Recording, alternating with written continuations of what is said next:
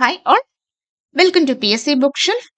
നമ്മൾ ഇന്ന് ഡിസ്കസ് ചെയ്യാൻ പോകുന്നത് SSCRT 9ാം ക്ലാസ്സിലെ ജിയോഗ്രഫിയിലെ സെക്കൻഡ് ചാപ്റ്റർ ആണ്. ഓൾറെഡി തന്നെ പ്രീവിയസ് ക്ലാസ്സിൽ നമ്മൾ ഡിസ്കസ് ചെയ്തിരുന്നു ഫസ്റ്റ് ചാപ്റ്റർ. ഇന്ന് നമ്മൾ സെക്കൻഡ് ചാപ്റ്റർ ആണുള്ളത്. അതായത് നമ്മുടെ ഭൂവിഭാഗങ്ങളിലെ ആദ്യ ഭാഗമായ ഉത്തരപർവ്വത മേഖലയാണ് ഫസ്റ്റ് ചാപ്റ്റർ പറഞ്ഞത്. ഇതിൽ പറയുന്നത് ഏതാണ്? ഉത്തര മഹാസമതലമാണ് പറയുന്നത്. നമുക്ക് ഡയറക്റ്റ് ചാപ്റ്ററിലേക്ക് തന്നെ കിടക്കാം. ഉത്തര മഹാസമതലം എന്ന് പറയുന്നത് എവിടെയാണ് സ്ഥിതി ചെയ്യുന്നത്? അതാണ് ഫസ്റ്റ് തന്നെ നമ്മുടെ ചാപ്റ്ററിൽ പറഞ്ഞിരിക്കുന്നത്. ഉത്തര പർവ്വത മേഖലയുടെ തെക്കു ഭാഗം, ഈ പിക്ചറിലേക്ക് നോക്കുക, ഇതാണ് ഉത്തര പർവ്വത മേഖല എന്ന് പറയുന്നത്. ഉത്തര പർവ്വത മേഖലയ്ക്ക് തെക്കു ഭാഗത്തായിട്ട്, അതായത് ഉത്തര പർവ്വത മേഖലയുടെ താഴെയായിട്ടും ഉപദ്വീപീയ പീഠഭൂമിയുടെ വടക്കു ഭാഗത്ത്, അതായത് ഉപദ്വീപീയ പീഠഭൂമിയുടെ തൊട്ടു മുകളിലായും സ്ഥിതി ചെയ്യുന്ന വിശാലമായ ഭൂപ്രകൃതിയാണ് നമ്മുടെ ഉത്തര മഹാസമതലം എന്ന് പറയുന്നത്. അതായത് ഉത്തരപർവ്വത മേഖലയ്ക്കും ഉപദ്വീപീയ പീഠഭൂമിക്കും ഇടയിൽ സ്ഥിതി ചെയ്യുന്ന വിശാലമായ ഭൂപ്രകൃതിയാണ് ഉത്തരപർവ്വത മേഖല അഥവാ സിന്ധു, ഗംഗ, ബ്രഹ്മപുത്ര സമതലം എന്നറിയപ്പെടുന്നത്. എന്തുകൊണ്ടാണ് ഈ നദികളുടെ പേരിൽ ഇത് അറിയപ്പെടാൻ കാരണം? നമ്മുടെ ഹിമാലയൻ നദികളായ സിന്ധു, ഗംഗ, ബ്രഹ്മപുത്ര സമതലം എന്നറിയപ്പെടാൻ കാരണം ഈ നദികൾ കൊണ്ടുവരുന്ന അവസാദങ്ങൾ അടിഞ്ഞുകൂടി ഉണ്ടായ ഒരു എക്കൽ സമതലമാണ് ഈ പറയുന്ന ഉത്തര മഹാസമതലം എന്ന് പറയുന്നത്. അതായത് നമ്മുടെ കാർഷിക ഇന്ത്യയുടെ നട്ടെല്ല എന്നൊക്കെ അറിയപ്പെടുന്ന ഭാഗമാണ് ഉത്തര മഹാസമതലം എന്ന് പറയുന്നത്. ടെക്സ്റ്റ് ബുക്കിൽ തന്നെ പറഞ്ഞിട്ടുണ്ട് എന്താണ് ഉത്തര മഹാസമതലം എന്ന് പറയുന്നത്. അതെന്താണെന്ന് നോക്കാം. ഉത്തരപർവ്വത മേഖലയുടെ തെക്കു ഭാഗത്തായും ഉപദ്വീപീയ പീഠഭൂമിയുടെ വടക്കായും സ്ഥിതി ചെയ്യുന്ന വിസ്തൃതമായ ഒരു ഭൂപ്രകൃതി വിഭാഗമാണ് ഉത്തര മഹാസമതലം എന്ന് പറയുന്നത്. അതായത് സിന്ധു, ഗംഗ, ബ്രഹ്മപുത്ര സമതലം എന്ന് പറയുന്നത്. ഇനി നമ്മൾ പറഞ്ഞു ഇതൊരു എക്കൽ സമതലമാണെന്ന്. എന്താണ് എക്കൽ? നദികൾ ഒഴുക്കിക്കൊണ്ടുവരുന്ന ചെളി, മണൽ, ചരൽ എന്നിവ ഉൾപ്പെടെയുള്ള ശിലാ അവശിഷ്ടങ്ങളാണ് എക്കൽ എന്ന് പറയുന്നത്. ഇത് അടിഞ്ഞുകൂടി ഉണ്ടായ സമതലമാണ് എക്കൽ സമതലം എന്ന് പറയുന്നത്. ഈ പറയുന്ന ഉത്തര മഹാസമതലത്തിനെ നമുക്ക് എന്തായിട്ട് ഉത്തരേന്ത്യൻ സമതലങ്ങൾ എന്നും അറിയപ്പെടുന്നുണ്ട്. നമ്മുടെ നോർത്ത് ഇന്ത്യയിലെ പോർഷൻ അല്ലേ, അതുകൊണ്ട് തന്നെ അതിനെ നമുക്ക് ഉത്തരേന്ത്യൻ സമതലം എന്നും അറിയപ്പെടുന്നു. ഈ പറയുന്ന ഉത്തരേന്ത്യൻ സമതലം എന്ന് പറയുന്നത് ഒരു എക്കൽ സമതലത്തിന് സാമ്പിളാണ്. ഇനി എങ്ങനെയാണ് ഈ പറയുന്ന നദികളുടെ അവശിഷ്ടങ്ങൾ അടിഞ്ഞുകൂടുന്നത് നമുക്ക് നോക്കാം. ഒഴുകുന്ന വെള്ളം, കാറ്റ്, ഹിമാനികൾ, തിരമാല തുടങ്ങിയ പ്രവർത്തിക്കുന്ന ബാഹ്യശക്തികളുടെ നിരന്തരമായ പ്രവർത്തന ഫലമായി ഭൗമോപരിതലത്തിൽ വൈവിധ്യമാർന്ന ഭൂരൂപങ്ങൾ ഉണ്ടാകുന്നു. ആയതിനാൽ ഇവയെ ഭൂരൂപീകരണത്തിന് സഹായികളെന്നും ഭൂരൂപീകരണങ്ങൾക്കുള്ള സഹായകരമായ പ്രക്രിയകളെ ഭൂരൂപീകരണ പ്രക്രിയകളെന്നും വിളിക്കുന്നു. ഭൗതികവും രാസികവും ജൈവികവുമായ പ്രക്രിയകളിലൂടെ ശിലകൾ പൊടിഞ്ഞുണ്ടാകുന്ന ശിലാവസ്തുക്കൾ, ഈ ബാഹ്യശക്തികൾ ഒരിടത്തു നിന്നും മറ്റൊരിടത്തേക്ക് നീക്കിക്കൊണ്ടുപോവുകയും താഴ്ന്ന പ്രദേശങ്ങളിൽ നിക്ഷേപിക്കപ്പെടുകയും ചെയ്യുന്നു. ഈ പ്രക്രിയയെ നിക്ഷേപണം എന്ന് വിളിക്കുന്നു. എന്താണ് നിക്ഷേപണം? പ്രത്യേകിച്ച് ഒന്നുമില്ല. നമുക്ക് ഒഴുകുന്ന വെള്ളം അല്ലെങ്കിൽ കാറ്റ്, ഹിമാനികള്, തിരമാലകള് ഇതൊക്കെ സംഭവിച്ചു കഴിയുമ്പോഴാണ് അത് വരുന്ന വഴിക്ക് അതിന് കിട്ടുന്ന എല്ലാ ജൈവ പദാർത്ഥങ്ങളും അത് വഹിച്ചുകൊണ്ട് വരികയും ഒരു താഴ്ന്ന പ്രദേശം വരുമ്പോൾ ആ താഴ്ന്ന പ്രദേശത്ത് ഇതെല്ലാം നിക്ഷേപിക്കുകയും ചെയ്യുന്നു. ഇതിനെയാണ് നിക്ഷേപണം എന്ന് പറയുന്നത്. ഇങ്ങനെ നിക്ഷേപണം എന്ന പ്രക്രിയയിലൂടെയാണ് നമ്മുടെ എക്കൽ സമതലങ്ങൾ ഉൾക്കൊള്ളുന്നത്. ഇത്രയും നേരം കൊണ്ട് പറഞ്ഞത്. നമ്മൾ അതിന്റെ ഒരു പിക്ചോറിക്കൽ റെപ്രസെന്റേഷൻ. മഴ പെയ്യുന്നു, മഴത്തുള്ളി ഭൂമിയിൽ വന്ന് പതിക്കുമ്പോൾ പിക്ചോറിക്കൽ റെപ്രസെന്റേഷൻ ഇവിടെ നൽകിയിരിക്കുന്നു. ഫസ്റ്റ് മഴ പെയ്യുന്നു, മഴ പെയ്ത് കഴിയുമ്പോൾ അതിന്റെ മഴത്തുള്ളികൾ നമ്മുടെ ഭൂമിയിൽ വന്ന് പതിക്കുന്നു. സ്വാഭാവികമായും ഭൂമിയിൽ വന്ന് പതിക്കുമ്പോൾ കുറച്ച് വസ്തുക്കളൊക്കെ ഇളകി വരുമല്ലോ. ആ വസ്തുക്കളും ഈ മഴത്തുള്ളിയിലൂടെ വന്ന ജലം വഹിച്ചുകൊണ്ട് ഇങ്ങ് പോരുന്നു. അതിനുശേഷം താഴ്ന്ന പ്രദേശങ്ങൾ വന്നു കഴിയുമ്പോൾ എന്ത് ചെയ്യുന്നു? താഴ്ന്ന പ്രദേശങ്ങൾ വന്നു കഴിയുമ്പോൾ അത് അവിടെ കൊണ്ട് നിക്ഷേപിക്കുന്നു. അങ്ങനെ നിക്ഷേപിച്ചുണ്ടാകുന്നതാണ് എക്കൽ സമതലങ്ങൾ. അതിന്റെ പിക്ചോറിക്കൽ റെപ്രസെന്റേഷൻ ആണ് ഈ നൽകിയിരിക്കുന്നത്. ഓക്കെ, നമുക്ക് നോക്കാം. ഉയർന്ന പ്രദേശങ്ങളിൽ നിന്നും ഉത്ഭവിച്ച നീർച്ചാലുകൾ ചെറുചാലുകളായി ഒഴുകിച്ചേർന്ന അരുവികളാവുകയും പല അരുവികൾ ചേർന്ന് നദിയായി വികാസം പ്രാപിക്കുകയും ചെയ്യുന്നു. ഉയർന്ന പ്രദേശങ്ങളിൽ നിന്നും ഉത്ഭവിച്ചൊഴുകുന്ന നദികൾ വഹിച്ചുകൊണ്ടുവരുന്ന അവസാദങ്ങൾ താഴ്ന്ന പ്രദേശങ്ങളിൽ നിക്ഷേപിച്ച് കാലക്രമേണ അതിവിശാലമായ എക്കൽ സമതലങ്ങൾ ഉൾപ്പെടെയുള്ള നിക്ഷേപ ഭൂരൂപങ്ങൾ സൃഷ്ടിക്കുന്നു. ഓൾറെഡി നമ്മൾ പറഞ്ഞതാണ്. മഴവെള്ളമോ അല്ലെങ്കിൽ ഹിമാനിയോ തിരമാലയോ ഒക്കെ കൂടി ഉയർന്ന ഒരു പ്രദേശത്ത് നിന്നും അത് വഹിച്ചുകൊണ്ട് വന്ന് താഴെ ഒരു ഒരു സമതലമായ പ്രദേശം കെട്ടിക്കഴിയുമ്പോൾ അവിടെ അത് നിക്ഷേപിക്കപ്പെടുന്നു. അങ്ങനെ വർഷങ്ങളായിട്ട് കുറെ നിക്ഷേപിച്ച് ആ നിക്ഷേപിക്കുന്നതിന്റെ ഏരിയ വർദ്ധിക്കുകയും അങ്ങനെ അതൊരു വിശാലമായ ഭൂപ്രകൃതിയായിട്ട് മാറുന്നു. ഈ വിശാലമായ നിക്ഷേപണ ഭൂരൂപമായി മാറുന്നു. എങ്ങനെയാണ് നദികൾ എങ്ങനെയാണ് ഈ അവസാദങ്ങൾ കൊണ്ടുവരുന്നത് എന്നുള്ളതിന്റെ ഒരു പിക്ചറിക്കൽ റെപ്രസെന്റേഷൻ ആണ്.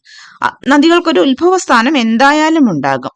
ആ ഉത്ഭവസ്ഥാനത്ത് നിന്നും നദി ഉത്ഭവിച്ച് ഉപരിഘട്ടത്തിലൂടെ കടന്നു വന്ന് മധ്യഘട്ടത്തിലെത്തുമ്പോൾ ഈ ഉപരിഘട്ടത്തിന്റെ അടിഭാഗത്തും മധ്യഘട്ടത്തിലും വെച്ചിട്ട് അതിന്റെ പോഷക നദികളുമായി ജോയിൻ ചെയ്യുന്നു.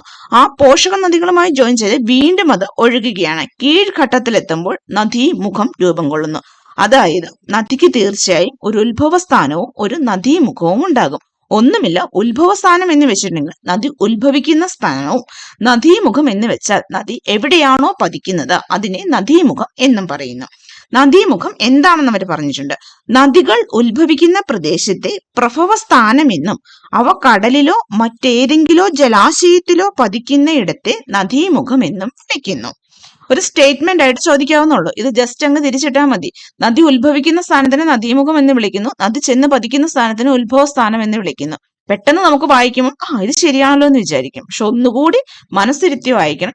ഉത്ഭവിക്കുന്ന സ്ഥാനത്തിന് ഉത്ഭവസ്ഥാനം എന്നും നദി പതിക്കുന്ന ഭാഗത്തിന് നദീമുഖം എന്നുമാണ് പറയുന്നത്. ഓക്കെ, നെക്സ്റ്റ് പോയിന്റിലേക്ക് നമുക്ക് പോകാം. ഇത്തരത്തിൽ ഹിമാനികളിൽ നിന്നും ഉപദ്വീപിയായ ഇന്ത്യയിൽ നിന്നും ഉത്ഭവിച്ചൊഴുകുന്ന നദികൾ വഹിച്ചുകൊണ്ടുവരുന്ന അവസാദങ്ങൾ നിക്ഷേപിക്കപ്പെട്ടാണ് ഫലഭൂഷ്ടമായ സിന്ധു, ഗംഗ, ബ്രഹ്മപുത്ര സമതലം രൂപപ്പെട്ടത്. നമ്മൾ ചാപ്റ്ററിന്റെ ആദ്യം തൊട്ട് പറയുന്നതാണല്ലോ. ഉത്തര മഹാസമതലം എന്ന് പറയുന്നത് ഹിമാലയൻ നദികളായ സിന്ധു, ഗംഗ, ബ്രഹ്മപുത്ര നദികളുടെ അവസാദങ്ങൾ വഹിച്ചുകൊണ്ടുവന്ന നിക്ഷേപണ ഫലമായുണ്ടായ ഒരു നിക്ഷേപണ ഭൂരൂപമാണ് ഉത്തര മഹാസമതലം എന്ന് പറയുന്നത്. അതവർ ഒന്നുകൂടി വീണ്ടും അവിടെ തന്നെ പറഞ്ഞിരിക്കുന്നു. ഇനി ഇവിടത്തെ എക്കൽ നിക്ഷേപത്തിന് കനം ഏകദേശം 1000 മീറ്റർ മുതൽ 2000 മീറ്റർ വരെയാണ്. സിന്ധു, ഗംഗ, ബ്രഹ്മപുത്ര സമതലത്തിന്റെ രൂപീകരണത്തെ സൂചിപ്പിക്കുന്ന ഒരു രേഖാചിത്രവും നൽകിയിട്ടുണ്ട്. ഒരു കനം അത് നമ്മൾ അറിഞ്ഞിരിക്കണം. സിന്ധു, ഗംഗ, ബ്രഹ്മപുത്ര സമതലത്തിന്റെ എക്കൽ നിക്ഷേപത്തിന്റെ കനം എന്ന് പറയുന്നത് എത്രയാണ്? 1000 മീറ്റർ മുതൽ 2000 മീറ്റർ വരെയാണ്. ഇനി അതിന്റെ ഒരു പിക്ചറിക്കൽ റെപ്രസെന്റേഷൻ നൽകിയിരിക്കുന്നത് നോക്കാം. കഴിഞ്ഞ ചാപ്റ്ററിൽ നമ്മൾ ഓൾറെഡി പറഞ്ഞു, ഉത്തരപർവ്വത മേഖല എന്ന് പറയുന്നത് നമ്മുടെ ടിബറ്റിൻ പീഠഭൂമി, അതായത് പാമീർ പർവ്വതക്കെട്ട് മുതൽ കിഴക്കൻ മലനിരകൾ വരെ വരുന്ന ഭാഗമാണ് നമ്മുടെ ഉത്തരപർവ്വത മേഖല എന്ന് പറയുന്നു. ഉത്തരപർവ്വത മേഖലയിലെ രണ്ടാമത്തെ ഭാഗമായ ഹിമാലയത്തിനെ 3ആയി ഡിവൈഡ് ചെയ്തിരിക്കുന്നതും ഹിമാദ്രി എന്നും ഹിമാചൽ എന്നും സിവാലിക് എന്നും ഡിവൈഡ് ചെയ്തിരിക്കുന്നു. ഈ കാര്യങ്ങളൊക്കെ നമ്മൾ ഓൾറെഡി തന്നെ പറഞ്ഞു കഴിഞ്ഞ കാര്യങ്ങളാണ്. ഇനി ഈ പറയുന്ന നമ്മുടെ നദികളെല്ലാം തന്നെ ഉത്ഭവിച്ചിരിക്കുന്നത് ഹിമാലയൻ പർവ്വതനിരകളിൽ നിന്നുമാണ്. ആ ഹിമാലയൻ പർവ്വതനിരകളിൽ നിന്നും ഉത്ഭവിച്ചു വരുന്ന നമ്മുടെ ഹിമാലയൻ നദികൾ നമ്മുടെ ഒരു സമതലമായ ഉത്തര മഹാസമുദ്രത്തിലെത്തുമ്പോൾ അവയുടെ അവസാദങ്ങൾ അതാണ് ഈ കാണിച്ചിരിക്കുന്നത്. ഹിമാദ്രി, ഹിമാചൽ, സിവാലിക് മലനിരകളിൽ നിന്നും ഉത്ഭവിക്കുന്ന നമ്മുടെ നദി സിന്ധു, ഗംഗ, ബ്രഹ്മപുത്ര. സിന്ധു, ഗംഗ, ബ്രഹ്മപുത്ര സമതലം, അതായത് ഒരു കുന്നിന്റെ മുകളിൽ നിന്ന് ഉത്ഭവിച്ച് താഴെ ഒരു സമതലത്തിലേക്ക് എത്തുന്നു. സമതലത്തിൽ വരുമ്പോൾ അത് വന്ന അവസാദങ്ങളെല്ലാം അവിടെ വന്ന് അടിഞ്ഞുകൂടുന്നു. ഈ അവസാദങ്ങളാണ് പിന്നീട് വലിയൊരു എക്കൽ സമതലമായി രൂപീകരിക്കുന്നത്. അതാണ് ഈ കാണിച്ചിരിക്കുന്നത്. സിന്ധു, ഗംഗ, ബ്രഹ്മപുത്ര സമതലം രൂപീകരിക്കുന്നു. എങ്കിൽ ഈ സമതലത്തിന്റെ തൊട്ടു താഴെയായി ഉപദ്വീപീയ പീഠഭൂമി ഉണ്ട് കേട്ടോ. ഉപദ്വീപീയ നദികളുമായി ബന്ധപ്പെട്ട ഉപദ്വീപീയ പീഠഭൂമി, അത് നമുക്ക് നെക്സ്റ്റ് ചാപ്റ്ററിൽ അതിനെപ്പറ്റി കൂടുതൽ പറയാം. ഇപ്പൊ നമുക്ക് ഉത്തര മഹാസമതലത്തിനെ പറ്റി തന്നെ പറയാം. ഇനി അടുത്തതായിട്ട് ടെക്സ്റ്റ് ബുക്കിൽ പറഞ്ഞിരിക്കുന്നത് സിന്ധു, ഗംഗ, ബ്രഹ്മപുത്ര സമതലങ്ങളോട് ഒഴുകുന്ന നദികൾ ഏതൊക്കെയാണെന്ന് ഓൾറെഡി അവർ ഗംഗ, യമുന, ബേട്ടുവ ഇതൊക്കെ തന്നിട്ടുണ്ട്.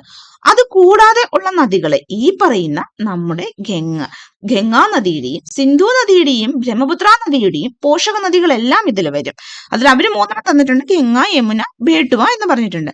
വേണമെങ്കിൽ നമുക്ക് ടോൺസ് യൂസ് ചെയ്യാം. അതുപോലെ തന്നെ ഗംഗാ നദിയുടെ മറ്റ് പോഷക നദികള്, ബ്രഹ്മപുത്ര നദിയുടെ മറ്റ് പോഷക നദികള്, കോസി അതായത് ദാമോദർ നദി, കോസി നദി, ഇതൊക്കെ ഈ പറയുന്ന എക്കൽ സമതലം രൂപീകരിക്കുന്നതിന് കാരണമായ നദികളാണ്. ഇനി ഹിമാലയത്തിൽ നിന്നും ഉപദ്വീപീയ പീഠഭൂമിയിൽ നിന്നും ഉത്ഭവിച്ചൊഴുകുന്ന നദികളെ യഥാക്രമത്തിൽ ഹിമാലയൻ നദികളെന്നും ഉപദ്വീപീയ നദികളെന്നും പറയുന്നു. ഹിമാലയൻ നദികളുടെ എക്സാമ്പിൾ ഏതാണ്? ഓൾറെഡി നമ്മുടെ സമതലത്തിൽ ഏത് പേരിലാണ് അറിയപ്പെടുന്നത്? സിന്ധു, ഗംഗ, ബ്രഹ്മപുത്ര സമതലം എന്നല്ലേ അറിയപ്പെടുന്നത്. ആ നദികൾ തന്നെയാണ് നമ്മുടെ ഹിമാലയൻ നദികൾ എന്ന് പറയുന്നത്. അടുത്തത് ഉപദ്വീപീയ നദികൾ ഏതൊക്കെയാണെന്ന് ചോദിച്ചിട്ടുണ്ട്. മഹാനദി, അതുപോലെ തന്നെ ഗോദാവരി, കൃഷ്ണ, കാവേരി, ഇതൊക്കെയാണ് നമ്മുടെ ഉപദ്വീപീയ നദികൾ. ഇതിനെപ്പറ്റി നമ്മൾ ഡീറ്റെയിൽഡ് ആയിട്ട് ഇവിടെ ഡിസ്കസ് ചെയ്യുന്നില്ല. അത് നമുക്ക് നദികൾ എന്ന് തന്നെ പറഞ്ഞ ചാപ്റ്റർ ഉണ്ട്, അപ്പൊ അവിടെ ഡിസ്കസ് ചെയ്യാം. ജസ്റ്റ് ഇപ്പൊ അറിഞ്ഞിരിക്കുക, ഹിമാലയത്തിൽ നിന്ന് ഉത്ഭവിക്കുന്ന നദികളെ ഹിമാലയൻ നദി എന്നും അതിന് എക്സാമ്പിൾ ആണ് സിന്ധു, ഗംഗ, ബ്രഹ്മപുത്ര നദികളും. ഉപദ്വീപിൽ നിന്ന് ഉത്ഭവിക്കുന്ന നദികൾ ഉപദ്വീപീയ നദികൾ എന്ന് പറയുന്നു. അതിന് എക്സാമ്പിൾ കൃഷ്ണ, കാവേരി, ഗോദാവരി, മഹാനദി തുടങ്ങിയ നദികളും. ഓക്കെ, ഇനി സിന്ധു നദീമുഖം മുതൽ ഗംഗാ നദീമുഖം വരെ ഏകദേശം 3200 കിലോമീറ്റർ നീളത്തിൽ വ്യാപിച്ചു കിടക്കുന്ന ഈ സമതലം ലോകത്തിലെ തന്നെ ഏറ്റവും വലിയ എക്കൽ പ്രദേശമാണ്. ശ്രദ്ധിക്കുക, സിന്ധു നദീമുഖം മുതൽ ഗംഗാ നദീമുഖം വരെ വ്യാപിച്ചു കിടക്കുന്ന 3200 കിലോമീറ്റർ നീളത്തിൽ വ്യാപിച്ചു കിടക്കുന്ന ലോകത്തിലെ തന്നെ വലിയ എക്കൽ സമതലമാണ് നമ്മൾ ഈ പറയുന്ന ഉത്തര മഹാസമതലം എന്ന് പറയുന്നത്. ഏകദേശം 2400 കിലോമീറ്റർ നീളത്തിൽ ഈ സമതലം ഇന്ത്യയിൽ വ്യാപിച്ചു കിടക്കുന്നു. കിഴക്ക് നിന്നും പടിഞ്ഞാറോട്ട് വിശാലമാകുന്ന ഈ സമതലത്തിന്റെ ശരാശരി വീതി 150 കിലോമീറ്റർ മുതൽ 300 കിലോമീറ്റർ വരെയാണ്. ഓക്കെ, വീതി എത്രയാണ്? 150 മുതൽ 300 വരെയാണ്. 300 കിലോമീറ്റർ വരെയാണ് ഇതിന്റെ വീതി. ഈ സമതലത്തിന്റെ അതിരുകൾ വടക്ക് സിവാലിക് പർവ്വതനിരകളും തെക്ക് ഉപദ്വീപീയ പീഠഭൂമിയുടെ ക്രമരഹിതമായ വടക്കൻ അരികുകളും ആണ്. അതിനെന്താണ് കാരണം?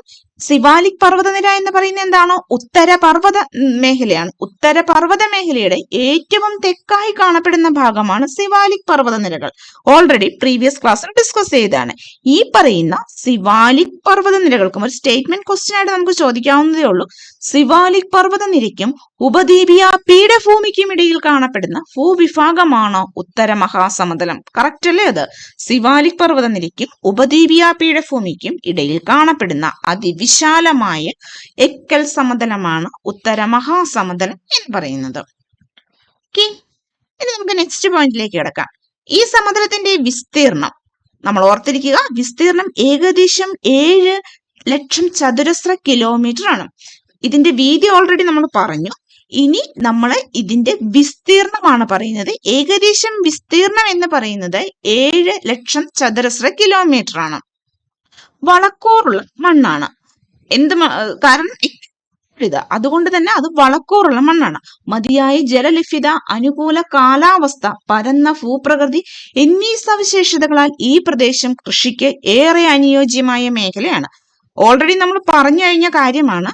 നമ്മുടെ ഉത്തര മഹാസമതലം എന്ന് പറയുന്നത് ഇന്ത്യൻ കാർഷിക മേഖലയുടെ നട്ടെല്ല് എന്ന് തന്നെയാണ് അറിയപ്പെടുന്നത്. കാരണം എന്താണ്? നല്ല വളക്കൂറുള്ള മണ്ണാണ്. അതുപോലെ തന്നെ മതിയായ ജലലഭ്യതയുണ്ട്. കാരണം ഹിമാലയൻ നദികളാണ്. വർഷത്തിൽ മുഴുവൻ സമയവും ജലമുള്ളതാണ്. വർഷകാലത്ത് മഴയായിട്ടും വേനൽക്കാലത്ത് അതിലെ ഹിമാനികൾ ഉരുകി വീണ്ടും അത് വെള്ളമായി മാറുകയും ചെയ്യും.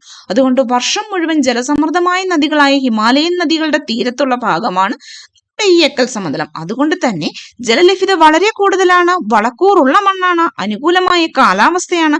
പരന്ന ഭൂപ്രകൃതി എന്നീ സവിശേഷതകളുള്ളതുകൊണ്ട് തന്നെ ഈ ഭൂപ്രകൃതിയെ നമ്മുടെ തന്നെ ഇന്ത്യയുടെ തന്നെ നട്ടെല്ല് എന്നറിയപ്പെടുന്നു.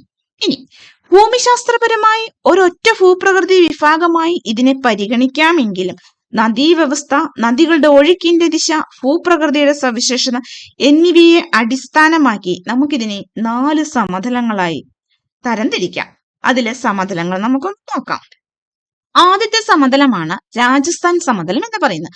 അതായത് ഈ പിക്ചറിൽ നൽകിയിരിക്കുന്ന ഈ ഓറഞ്ച് കളറ് നമ്മുടെ രാജസ്ഥാൻ സംസ്ഥാനമുണ്ടല്ലോ, അതിന്റെ ലൂണി നദിയുടെ ഭാഗമുണ്ടല്ലോ, ആ ഭാഗമാണ്. അതായത് ലൂണി നദി ഉത്ഭവിക്കുന്ന ഭാഗം കണ്ടോ, ആ ലൂണി നദി ഒഴുകുന്ന നമ്മുടെ രാജസ്ഥാനിലെ ആ ഭൂപ്രദേശമാണ് രാജസ്ഥാൻ സമതലം എന്ന് പറയുന്നത്, ഈ പിക്ചറിൽ നൽകിയിരിക്കുന്ന ഓറഞ്ച് കളറിലുള്ളത്.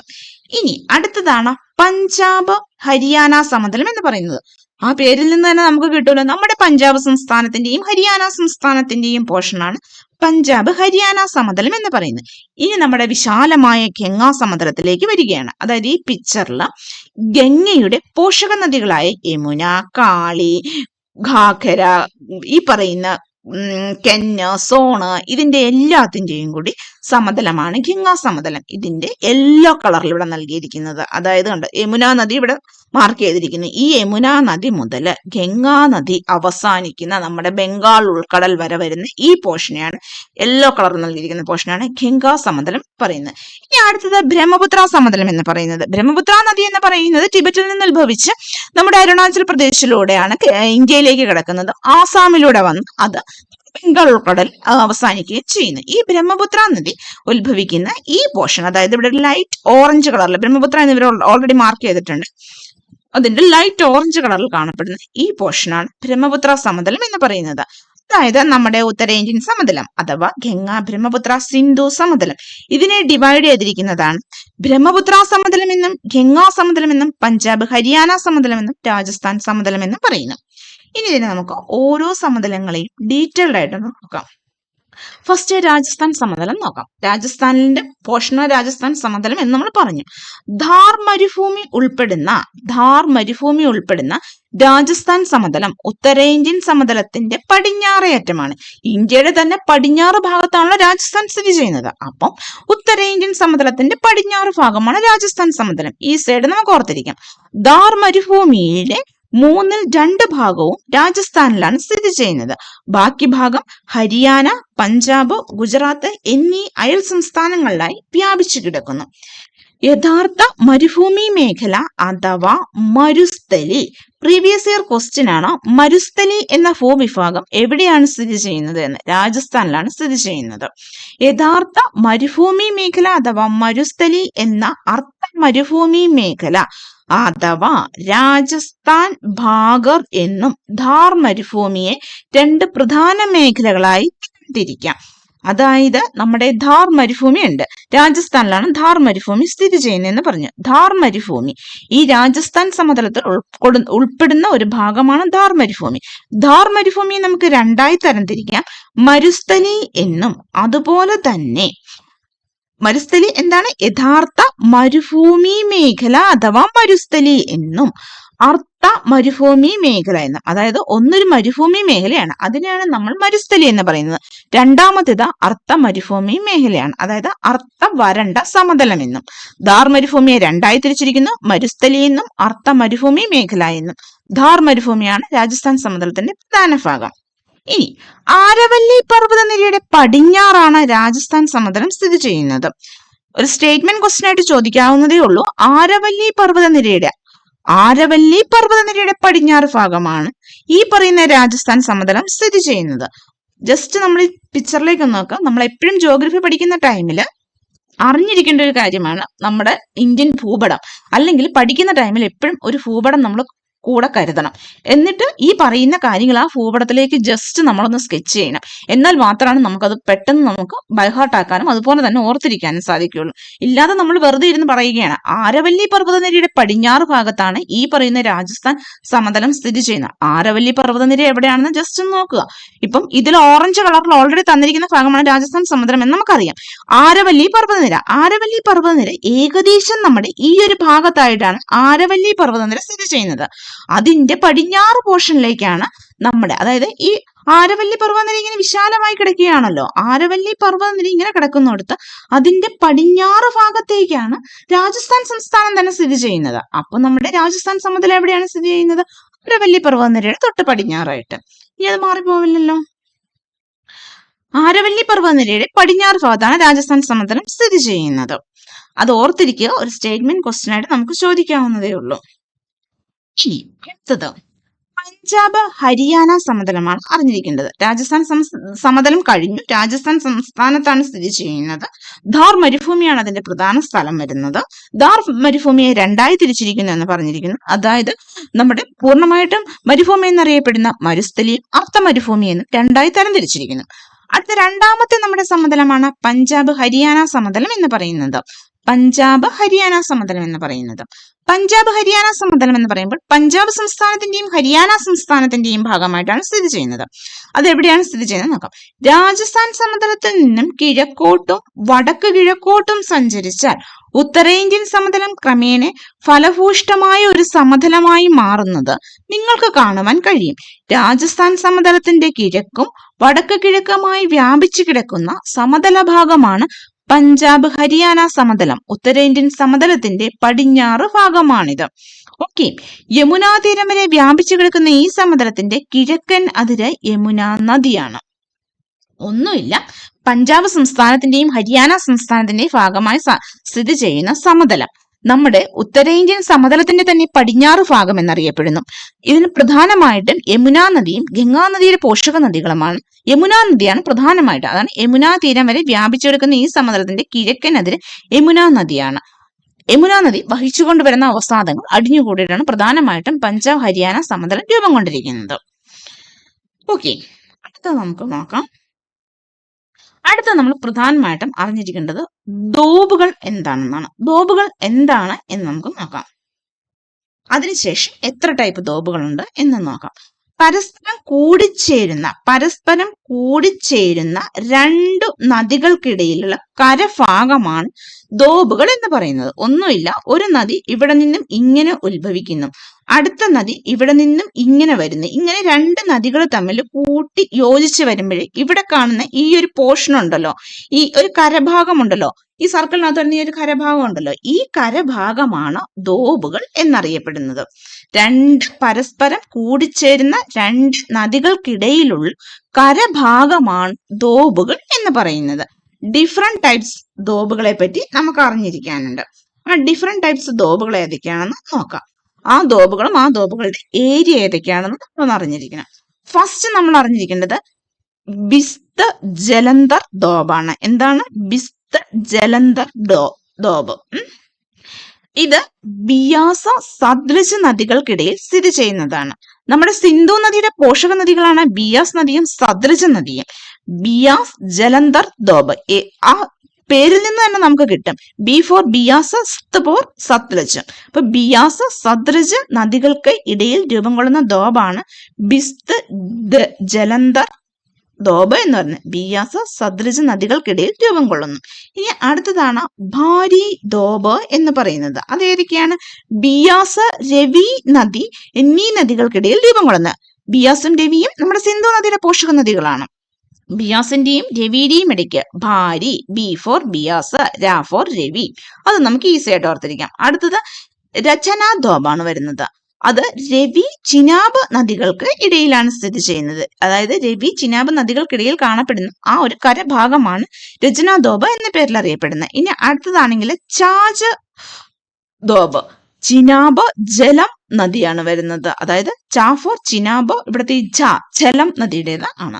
പേരിൽ നിന്ന് തന്നെ ഈ 4 ദോബുകളും നമുക്ക് ഡയറക്റ്റ് കിട്ടും. ഇനി പേരിൽ നിന്ന് ഡയറക്റ്റ് കിട്ടില്ലാത്ത സിന്ധു സാഗർ ദോബാണ്. അതായത് ജലം ജിനാബ് നദി, ജലം നദിയും ചിനാബ് നദിയും സിന്ധു നദിയുടെ പോഷക നദി തന്നെയാണ്. സിന്ധ് സാഗർ ദോബ് എന്നറിയപ്പെടുന്ന നമ്മുടെ ജലം നദിയുടെയും ചിനാബ് നദിയുടെയും ഇടയിൽ സ്ഥിതി ചെയ്യുന്ന ദോബാണ്. ആദ്യത്തെ 4 ഡയറക്റ്റ് നെയിമിൽ നിന്ന് തന്നെ ലഭിക്കും. നെയിമിൽ നിന്ന് ലഭിക്കില്ലാത്ത സിന്ധു സാഗർ ദോബാണ്. അത് ഏതൊക്കെ നദികളുടെ ഇടയ്ക്ക് രൂപം കൊള്ളുന്ന ദോബാണെന്ന് ഓർത്തിരിക്കും. ജലം ജിനാബ് നദികൾക്കിടയിൽ രൂപം കൊള്ളുന്നതാണ്. അങ്ങനെ നമ്മൾ 2 സമതലങ്ങൾ കംപ്ലീറ്റ് ചെയ്തു. ഏതൊക്കെ 2 സമതലങ്ങളാ? ഒന്ന് രാജസ്ഥാൻ സമതലം, രണ്ടാമത്തെ നമ്മൾ പഞ്ചാബ് ഹരിയാന സമതലവും ഉണ്ട്. അടുത്തതാണ് ഗംഗാ സമതലം എന്ന് പറയുന്നത്. അതായത് ഇപ്പൊ നമ്മൾ യമുനാ നദിയുടെ കാര്യം, യമുനാ നദിയുടെ അതിര് വരെ വരുന്ന ഭാഗമാണ് ഹരിയാന പഞ്ചാബ് സമതലം എന്ന് പറഞ്ഞു. ഇനി നമ്മൾ ഗംഗാ സമതലത്തിലേക്ക് വരികയാണ്. അതായത് ഗംഗാ നദി വഹിച്ചുകൊണ്ടുവരുന്ന അവസാദങ്ങൾ അടിഞ്ഞുകൂടുന്നതാണ് ഗംഗാ സമതലം. പഞ്ചാബ് ഹരിയാന സമതലത്തിന്റെ കിഴക്കായി സ്ഥിതി ചെയ്യുന്നു. നേരെ നമ്മൾ പിക്ചറിലേക്ക് ജസ്റ്റ് ഒന്ന് നോക്കണം. അപ്പൊ നമുക്ക് പെട്ടെന്ന് തന്നെ അത് ഓർത്തിരിക്കാൻ പറ്റുന്നത് ഏതൊക്കെയാണ് പറഞ്ഞത്? പഞ്ചാബ് ഇവിടെ രാജസ്ഥാൻ സമതലം സ്ഥിതി ചെയ്യുന്നു. ഇനി ഇതാണ് നമ്മുടെ പഞ്ചാബ് ഹരിയാന സമതലം. പഞ്ചാബ് ഹരിയാന സമതലത്തിന്റെ യെല്ലോ കളറിൽ കാണുന്നുള്ള ഗംഗാ സമതലം എന്ന് പറയുന്നത്. അതായത് പഞ്ചാബ് ഹരിയാന സമതലത്തിന്റെ കിഴക്ക് ഭാഗമായിട്ട് സ്ഥിതി ചെയ്യുന്ന വിശാലമായ ഭൂപ്രകൃതിയാണ് ഗംഗാ സമതലം എന്ന് പറയുന്നത്. അതായത് ഗംഗാ നദിയാണ് മെയിൻ ആയിട്ട് അവസാദങ്ങൾ വരുന്നത്. പഞ്ചാബ് ഹരിയാന സമതലത്തിന്റെ കിഴക്കായി സ്ഥിതി ചെയ്യുന്ന സമതല വിഭാഗമാണ് ഗംഗാ സമതലം എന്ന് പറയുന്നത്. നമ്മൾ ഭൂപടത്തിൽ ഓൾറെഡി തന്നെ കണ്ടു കേട്ടോ. അത് കിഴക്ക് ബംഗ്ലാദേശ് മുതൽ പടിഞ്ഞാറ് യമുന നദി വരെ ഗംഗാ സമതലം വ്യാപിച്ചു കിടക്കുന്നു. കാരണം ഗംഗാ നദി ഈ പറയുന്ന യമുന നദിയുടെ അതിരുവരെ വരുന്ന പോർഷൻസ് ആയിരുന്നു പഞ്ചാബ് ഹരിയാന ഹിമാലയം എന്ന് പറയുന്നത്. അപ്പോൾ യമുന നദി മുതൽ നമ്മുടെ ഗംഗാ നദി നദീമുഖം ഗംഗാ നദി വന്ന് അവസാനിക്കുന്ന നമ്മുടെ ബംഗ്ലാദേശിൽ, അതായത് പറയുന്നുണ്ട് നമ്മുടെ ഇന്ത്യൻ മഹാസമുദ്രം അല്ലെങ്കിൽ ബംഗാൾ ഉൾക്കടലിലാണ് ഗംഗാ നദി വന്ന് അവസാനിക്കുന്നത്. അവിടം വരെ വരുന്ന ആ പോർഷനെയാണ് ഗംഗാ സമതലം എന്ന് പറയുന്നത്. കിഴക്ക് ബംഗ്ലാദേശ് മുതൽ പടിഞ്ഞാറ് യമുന നദി വരെ ഗംഗാ സമതലം വ്യാപിച്ചിരിക്കുന്നു. ഏകദേശം 3.75 lakh ചതുരശ്ര കിലോമീറ്റർ വിസ്തൃതിയുള്ള ഈ സമതലം ഉത്തരാഖണ്ഡ് സംസ്ഥാനം, ഉത്തർപ്രദേശ്, ഹരിയാന, ഡൽഹി എന്നീ സംസ്ഥാനങ്ങളെയും ജാർഖണ്ഡ്, പശ്ചിമ ബംഗാള് എന്നീ സംസ്ഥാനങ്ങളുടെ ചില ഭാഗങ്ങളെയും ഉൾക്കൊള്ളുന്നു. ഗംഗാ നദിയും ഗംഗയുടെ പോഷക നദികളും ചേർന്നുള്ള നിക്ഷേപണ പ്രക്രിയയിലൂടെയാണ് അതിവിശാലമായ ഈ സമതലം രൂപപ്പെട്ടിട്ടുള്ളത്. സമുദ്രത്തിൽ ശരാശരി 200 മീറ്റർ ഉയരമുള്ള ഗംഗാ സമതലത്തിന്റെ പൊതുവായ ചെരിവ് കിഴക്കോട്ടും തെക്ക് കിഴക്കോട്ടുമാണ്. എന്താണ് കാരണം? ഈ പറയുന്ന ഗംഗാ നദി അവസാനിക്കുന്നത് എങ്ങോട്ടാണ്, അല്ലെങ്കിൽ ഗംഗാ നദിയുടെ ഒഴുക്ക് എങ്ങോട്ടാണ്? കിഴക്കോട്ട് ഒഴുകുന്ന ഒരു നദിയല്ലേ ഗംഗാ നദി എന്ന് പറയുന്നത്. അതുകൊണ്ടാണല്ലോ ബംഗാൾ ഉൾക്കടലിൽ വന്നത് പതിക്കുന്നത് തന്നെ. അപ്പൊ അതുകൊണ്ട് തന്നെ ഈ സമതലത്തിന്റെ ചെരിവ് എന്ന് പറയുന്നത് കിഴക്കോട്ട് അല്ലെങ്കിൽ കിഴക്കായിട്ടാണ് വരുന്നത്. ജസ്റ്റ് താഴേക്ക് വന്നിട്ടാണല്ലോ ഗംഗാ നദി, കാരണം പർവ്വതത്തിന്റെ മുകളിൽ നിന്നും താഴേക്കാണല്ലോ വരുന്നത്. അപ്പൊ തെക്കോട്ട് വന്നല്ലോ, പിന്നെ അത് കിഴക്കോട്ടാണല്ലോ പോകുന്നത്. അങ്ങനെയാണല്ലോ ബംഗാൾ ഉൾക്കടലിൽ വന്ന് അത് പതിക്കുന്നത്. അപ്പൊ ജസ്റ്റ് ഈ സമതലത്തിന്റെ ചെരിവ എന്ന് പറയുന്നത് കിഴക്കോട്ട് അല്ലെങ്കിൽ തെക്ക് കിഴക്കൻ ഡയറക്ഷനിലാണെന്ന് നമുക്ക് പറയാം. ഗംഗാ നദി ഏതൊക്കെ സംസ്ഥാനങ്ങളിലൂടെ കടന്നു പോകുന്നു എന്ന് പറയുമ്പോൾ തന്നെ അറിയാം. ഗംഗാ നദി ഉത്ഭവിക്കുന്ന സംസ്ഥാനം എന്ന് പറയുന്നത് ഉത്തരാഖണ്ഡാണ്. അതായത് ഖായിംഗു ഗുഹയിൽ നിന്നും, ഉത്തരാഖണ്ഡിലെ ഖായിംഗു ഗുഹയിൽ നിന്നുമാണ് ഈ പറയുന്ന ഗംഗാ നദി ഉത്ഭവിക്കുന്നത്. അതുകൊണ്ട് തന്നെ ഗംഗാ സമതലത്തിന്റെ ആദ്യ ഭാഗം ഉത്തരാഖണ്ഡ് സംസ്ഥാനത്തിലും അതിനുശേഷം ഉത്തരാഖണ്ഡിന്റെ തൊട്ടു താഴെയായി കാണപ്പെടുന്ന ഉത്തർപ്രദേശ് സംസ്ഥാനത്തുമാണുള്ളത്. ഹരിയാനയുടെ കുറച്ച് പോർഷൻ, ഡൽഹിയുടെ കുറച്ച് പോർഷൻ, പിന്നെ ജാർഖണ്ഡ്, വെസ്റ്റ് ബംഗാൾ ഇവയുടെയൊക്കെ കുറച്ച് പോർഷനോടെ ഗംഗാ നദി ഒഴുകുന്നുണ്ട്. ഈ പറയുന്ന ഏറ്റവും കൂടുതൽ കാണപ്പെടുന്ന ഉത്തരാഖണ്ഡിലും ഉത്തർപ്രദേശിലുമാണ് ഗംഗാ സമതലം. ഹരിയാനയിലും ഡൽഹിയിലും ജാർഖണ്ഡിലും വെസ്റ്റ് ബംഗാൾ എന്നീ സംസ്ഥാനങ്ങൾ ചില ഭാഗങ്ങൾ ഉൾക്കൊള്ളുന്നു. ഇതാണ് നമ്മുടെ ഗംഗാ സമതലം എന്ന് പറയുന്നത്. ഇനി ഗംഗാ സമതലത്തിനെ ആണെങ്കിൽ നമുക്ക് 3ആയി ഡിവൈഡ് ചെയ്യാൻ പറ്റുന്നു. ഭൂമിശാസ്ത്രപരമായ സവിശേഷതകളെ അടിസ്ഥാനമാക്കി ഗംഗാ സമതലത്തിന് ഏറ്റവും വലിയ സമതലമാണല്ലോ ഗംഗാ സമതലം എന്ന്. ഏറ്റവും വലിയ സമതലം ഇൻ ദ സെൻസ് നമ്മുടെ ഈ പറയുന്ന ഉത്തര മഹാസമുദ്രത്തിനെ 4ആയി ഡിവൈഡ് ചെയ്തതിൽ ഏറ്റവും വലിയ പോർഷനാണ് ഗംഗാ സമതലം എന്ന് പറയുന്നത്. ഈ ഗംഗാ സമതലത്തിനെ വീണ്ടും 3ആയിട്ട് ഡിവൈഡ് ചെയ്തിട്ടുണ്ട്. ഉപരി ഗംഗാ സമതലം എന്നും മധ്യ ഗംഗാ സമതലം എന്നും അതുപോലെ തന്നെ കിഴക്ക് ഗംഗാ സമതലം എന്നും പറയുന്നു. പ്രത്യേകിച്ച് ഒന്നുമില്ല. നമ്മൾ പറയുന്ന ഉത്തരാഖണ്ഡ് സംസ്ഥാനത്തിൽ നിന്നും ഉത്ഭവിച്ച ഈ സാധനം നമ്മുടെ വെസ്റ്റ് ബംഗാളിലൂടെ വന്ന് ബംഗാൾ ഉൾക്കടലില് ബേ ഓഫ് ബംഗാളിൽ വന്ന് പതിക്കുകയാണ് ചെയ്യുന്നത്. അപ്പോൾ ഇതിന്റെ ഏറ്റവും ടോപ്പ് പോർഷൻ എവിടെയാണ്? ഉത്തരാഖണ്ഡ് സംസ്ഥാനത്തിലാണല്ലോ. ആ പോർഷനെ നമ്മൾ ഉപരി ഗംഗാ സമതലം എന്നും മധ്യഭാഗത്ത് വരുന്നതിനെ മധ്യ ഗംഗാ സമതലം എന്നും, ഇത് അവസാനമായ ഭാഗത്തേക്ക് വരുമ്പോഴത്തേക്ക് അതിനെ കീഴ് ഗംഗാ സമതലം എന്നും പറയുന്നു. അതായത് ഉപരിഭാഗവും മധ്യഭാഗവും കീഴ്ഭാഗവും ഇത്രയുമാണ് 3ആയിട്ട് ഡിവൈഡ് ചെയ്തിരിക്കുന്നത്. ഇനി ബ്രഹ്മപുത്ര സമതലം എന്താണെന്ന് നോക്കാം. ബ്രഹ്മപുത്രയും അതിന്റെ പോഷക നദികളും ഉൾക്കൊള്ളുന്ന ഭാഗമാണ് ബ്രഹ്മപുത്ര സമതലം എന്ന് പറഞ്ഞു. ഉത്തരേന്ത്യൻ സമതലത്തിന്റെ ഏറ്റവും കിഴക്ക് ഭാഗമായ ബ്രഹ്മപുത്ര സമതലം അറിയാമല്ലോ. ബ്രഹ്മപുത്ര എന്ന് പറയുമ്പോൾ നമ്മുടെ കിഴക്കൻ സംസ്ഥാനമായ അരുണാചൽ പ്രദേശിലൂടെ കയറി ആസാം സംസ്ഥാനത്തിലൂടെ ഒഴുകി വന്ന് ബംഗാൾ ഉൾക്കടൽ പതിക്കുന്ന നദിയാണ് ബ്രഹ്മപുത്ര സമതലം എന്ന് പറയുന്നത്.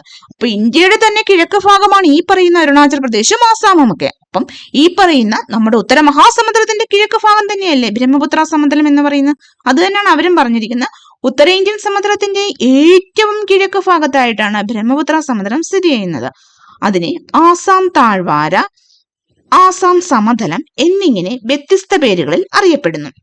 ബ്രഹ്മപുത്ര സമതലം ആസാം താഴ്വാര എന്നും ആസാം സമതലം എന്നും ഒക്കെ അറിയപ്പെടുന്നു. കാരണം കൂടുതൽ പോർഷൻസ് ആസാമിലൂടെ വരുന്നത് കൊണ്ട് തന്നെ ആ സംസ്ഥാനത്തിന്റെ പേരിൽ അറിയപ്പെടുന്നു. ആസാമിന്റെ കിഴക്കേ അറ്റം മുതൽ ബംഗ്ലാദേശിന്റെ അതിർത്തിക്കടുത്തുള്ള ധൂബ്രിയുടെ പടിഞ്ഞാറ് വരെ വ്യാപിച്ചു കിടക്കുന്ന ഈ സമതലത്തിന് ഏകദേശം 720 കിലോമീറ്റർ നീളവും ശരാശരി 60 മുതൽ 70 കിലോമീറ്റർ വരെ വീതിയുമുണ്ട്. അപ്പം ഈ ബ്രഹ്മപുത്ര സമതലം എവിടെയൊക്കെയാണ്? ആസാമിന്റെ കിഴക്കേ അറ്റം മുതൽ ബംഗ്ലാദേശിന്റെ അതിർത്തിക്കടുത്തുള്ള ധൂബ്രിയുടെ പടിഞ്ഞാറേ അറ്റം വരെയാണ് ബ്രഹ്മപുത്ര സമതലം സ്ഥിതി ചെയ്യുന്നത്. അതിന്റെ ഏകദേശം നീളം എന്ന് പറയുന്നത് 720 കിലോമീറ്ററും വീതി എന്ന് പറയുന്നത് 60 മുതൽ 70 കിലോമീറ്റർ വരെയുമാണ്. ബ്രഹ്മപുത്ര സമതലത്തിന്റെ ഭൂരിഭാഗം പ്രദേശങ്ങളും സ്ഥിതി ചെയ്യുന്നത് ആസാമിലാണ്. ഓൾറെഡി നമ്മൾ പറഞ്ഞു. പൊതുവെ ഉത്തരേന്ത്യൻ സമതലത്തിന്റെ കിഴക്കോട്ടുള്ള തുടർച്ചയായിട്ടാണ് ബ്രഹ്മപുത്ര സമതലത്തെ കണക്കാക്കുന്നതെങ്കിലും ഭൂമിശാസ്ത്രപരമായി ബ്രഹ്മപുത്ര സമതലം വേറിട്ട് നിൽക്കുന്നു. വടക്ക് കിഴക്കൻ ഹിമാലയവും കിഴക്കുള്ള പട്കായി നാഗ കുന്നുകളും ഈ കിഴക്കൻ കുന്നുകളിൽ വരുന്ന, നമ്മൾ ഇതിനു മുന്നം പഠിച്ച ഉത്തരപർവ്വത മേഖലയിൽ പഠിച്ചതാണ് പട്കായി നാഗ കുന്നുകളൊക്കെ. ഈ പറയുന്ന പട്കായി നാഗ കുന്നുകൾക്കും തെക്ക് ഖാരോ ഖാസി ജൈന്തിയ കുന്നുകൾക്കും ഇടയിൽ കാണപ്പെടുന്ന ഈ സമതല ഭാഗത്തെ വേർതിരിച്ചു നിർത്തുന്നു. അതായത് ഈ പറയുന്ന മലനിരകൾക്കിടയിൽ തന്നെ കാണുന്നത് കൊണ്ട് തന്നെ നമുക്കറിയാം ചിറാപുഞ്ചിയൊക്കെ സ്ഥിതി ചെയ്യുന്നത്, അതായത് ഏറ്റവും കൂടുതൽ മഴ ലഭിക്കുന്ന ഭൂപ്രദേശമാണ് ചിറാപുഞ്ചി. ഖാസി ഖാരോ മലനിരകളിൽ കാണപ്പെടുന്ന ചിറാപുഞ്ചി. അപ്പം അതുകൊണ്ട് തന്നെ മറ്റു സമതലങ്ങളിൽ നിന്നും ബ്രഹ്മപുത്ര സമതലത്തിന് വേറിട്ട് നിൽക്കുന്ന ഇതിന്റെ തുടർച്ചയായി ഉത്തരമഹാസമുദ്രത്തിന്റെ തുടർച്ചയായിട്ട് അല്ലെങ്കിൽ ഉത്തരമഹാസമുദ്രത്തിന്റെ കിഴക്കൻ പോർഷനായി ബ്രഹ്മപുത്ര സമതലം കാണുന്നുണ്ടെങ്കിലും ഈ പറയുന്ന കിഴക്കൻ മലനിരകൾക്കിടയിലായി സ്ഥിതി ചെയ്യുന്നത് കൊണ്ട് തന്നെ കാലാവസ്ഥയിലൊക്കെ മറ്റു സമതലങ്ങളെ അപേക്ഷിച്ച് കുറച്ച് ചേഞ്ചുകളൊക്കെ ഉണ്ട്. ബ്രഹ്മപുത്ര സമതലത്തിന്റെ പടിഞ്ഞാറായി കീഴ്ഗംഗാ സമതലം സ്ഥിതി ചെയ്യുന്നു. ബ്രഹ്മപുത്ര സമതലത്തിന് പടിഞ്ഞാറായിട്ട്. കാരണം എന്താണ്? ഗംഗാ സമതലത്തിന്റെ കിഴക്കായിട്ടാണ്, ഏറ്റവും അവസാന ഭാഗമാണ് കീഴ്ഗംഗാ സമതലം എന്ന് പറയുന്നത്. അങ്ങനെ നമ്മൾ നോക്കുകയാണെങ്കിൽ നമ്മുടെ ബ്രഹ്മപുത്ര സമതലത്തിന്റെ ഏത് ഭാഗമാണ്? പടിഞ്ഞാറ് ഭാഗമാണ്. ബ്രഹ്മപുത്ര സമതലത്തിന്റെ പടിഞ്ഞാറ് ഭാഗമായിട്ട് കീഴ്ഗംഗാ സമതലം സ്ഥിതി ചെയ്യുന്നത്. വീണ്ടും ഞാൻ പറയുകയാണ്, ഇങ്ങനെയുള്ള സാധനങ്ങൾ വായിക്കുമ്പോൾ ജസ്റ്റ് നമ്മൾ ഇന്ത്യയുടെ മാപ്പ് എടുത്ത് വെച്ചിട്ട് തന്നെ വായിക്കാവുള്ളൂ. അല്ലെങ്കിൽ ഈ പറഞ്ഞ കിഴക്കും പടിഞ്ഞാറും തെക്കും വടക്കും എല്ലാം നമുക്ക് തിരിഞ്ഞു പോകും. അതുകൊണ്ട് എപ്പോഴും ജിയോഗ്രഫി പഠിക്കുമ്പോൾ കൂടെ ഒരു മാപ്പ് കരുതുക. ഓക്കെ, നമുക്ക് നമ്മുടെ ടോപ്പിക്കിലേക്ക് തന്നെ വരാം. ഏകദേശം 56,275 ചതുരശ്ര കിലോമീറ്റർ വിസ്തൃതിയുള്ള ഈ സമതലം ബ്രഹ്മപുത്ര നദിയുടെയും അതിന്റെ പോഷക നദികളുടെയും നിക്ഷേപണ പ്രക്രിയയിലൂടെ രൂപപ്പെട്ടതാണ്. ടീസ്ത, മാനസ്, ലോഹിത്, ദിബാംഗ് എന്നിവയാണ് ബ്രഹ്മപുത്രയുടെ പ്രധാന പോഷക നദികൾ.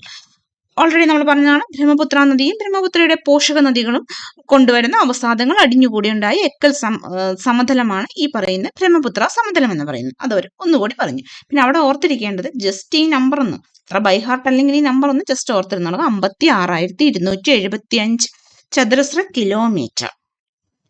ഇനി ഈ സമതലം വിശറികളാൽ സമ്പന്നമാണ്. എന്താണ് എക്കൽ വിശറികൾ? നമ്മൾക്ക് ഒന്ന് നോക്കാം. എന്താ പിക്ചറിക്കൽ റെപ്രസെന്റേഷൻ ആണ് എക്കൽ വിശറികൾ എന്ന് പറയുന്നത്. എന്താണ് എക്കൽ വിശറികൾ എന്ന് ജസ്റ്റ് ഒന്ന് നോക്കിയിട്ട് അതിനെപ്പറ്റി എക്സ്പ്ലെയിൻ ചെയ്യാം. നദികൾ സമതലത്തിലേക്ക് പ്രവേശിക്കുമ്പോൾ ഒഴുക്ക് പെട്ടെന്ന് കുറയുകയും ആയതിനാൽ അവ വഹിച്ചുകൊണ്ടുവരുന്ന അവസാദങ്ങൾ ഒരു വിശറിയുടെ രൂപത്തിൽ നിക്ഷേപിക്കപ്പെടുകയും ചെയ്യുന്നു. ഇങ്ങനെ രൂപം കൊള്ളുന്ന ഭൂരൂപങ്ങളാണ് എക്കൽ വിശറികൾ എന്ന് പറയുന്നത്. ഈസി ആയിട്ട് നമുക്കറിയാമല്ലോ, ഒരു കുന്നിന്റെ മേളിൽ നിന്ന് നദി ഉത്ഭവിച്ചു. അതിനുശേഷം നദി ഇങ്ങനെ ഒഴുകി വരുമ്പോൾ നദിക്ക് നല്ല സ്പീഡ് ഉണ്ടാകും. കാരണം സ്ലോപ്പ് ഉള്ളോട് നദിക്ക് നല്ല സ്പീഡ് ഉണ്ടാവില്ലേ. അതേസമയം അതൊരു സമതലത്തിലേക്ക് പ്രവേശിച്ചു കഴിയുമ്പോഴോ അതിനത്ര സ്പീഡ് ഉണ്ടാവില്ല. അങ്ങനെ നദി സമതലത്തിലേക്ക് പ്രവേശിച്ചു കഴിയുമ്പോഴത്തേക്ക് അതിന്റെ സ്പീഡ് കുറഞ്ഞിട്ടുണ്ടാവും. അപ്പോൾ ഇവിടെ നിന്നും അത് കൊണ്ടുവരുന്ന അവസാദങ്ങളൊക്കെ കൊണ്ടുവന്നിട്ട് ഒരു വിശറിയുടെ ഷേപ്പില്, അതായത് നമ്മൾ സെക്ടർ എന്നൊക്കെ പറയത്തില്ലേ, സർക്കിളിന്റെ സെക്ടർ എന്ന് പറയുന്ന പോർഷനില്ലേ, അതേപോലെ ഒരു വിശറിയുടെ പോർഷനിൽ, ഇവിടെ ഒരു വിശറിയുടെ പോർഷനിൽ ഈ സംഭവം നിക്ഷേപിക്കുന്നു. അതാ ഇവിടുന്ന് നമ്മുടെ ടോപ്പിൽ നിന്ന് നദി ഉത്ഭവിച്ചിങ്ങ് പോകുന്നു, സമതലത്തിലേക്ക് വന്നു കഴിഞ്ഞപ്പോഴത്തേക്ക് ഇവിടെ ഒരു വിശറിയുടെ ഷേപ്പിൽ അവസാദങ്ങളെല്ലാം കൊണ്ട് അടിഞ്ഞു.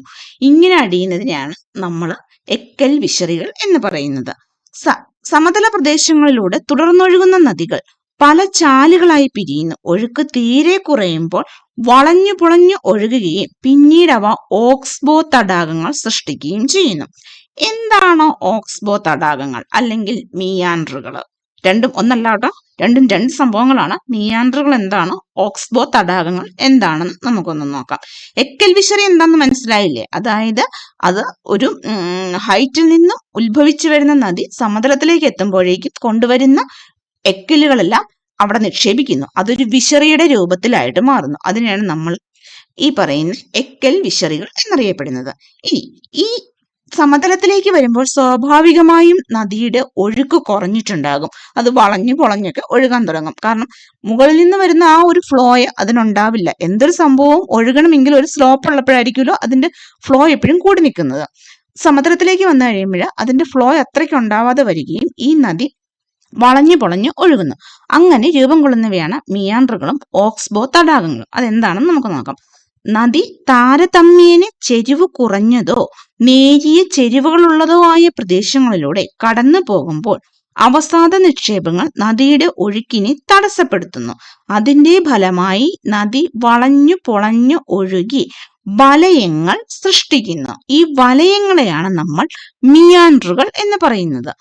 നദി ഇവിടുന്ന് വന്നു, നദി ടോപ്പിൽ നിന്ന് ഉത്ഭവിച്ച് നദി വന്നു കഴിഞ്ഞിട്ട് വളഞ്ഞ് ഇവിടെ അവസാദങ്ങളൊക്കെ കൊണ്ട്, കാരണം അതിന്റെ ആ ഒരു ഫ്ലോ അങ്ങ് കുറഞ്ഞു.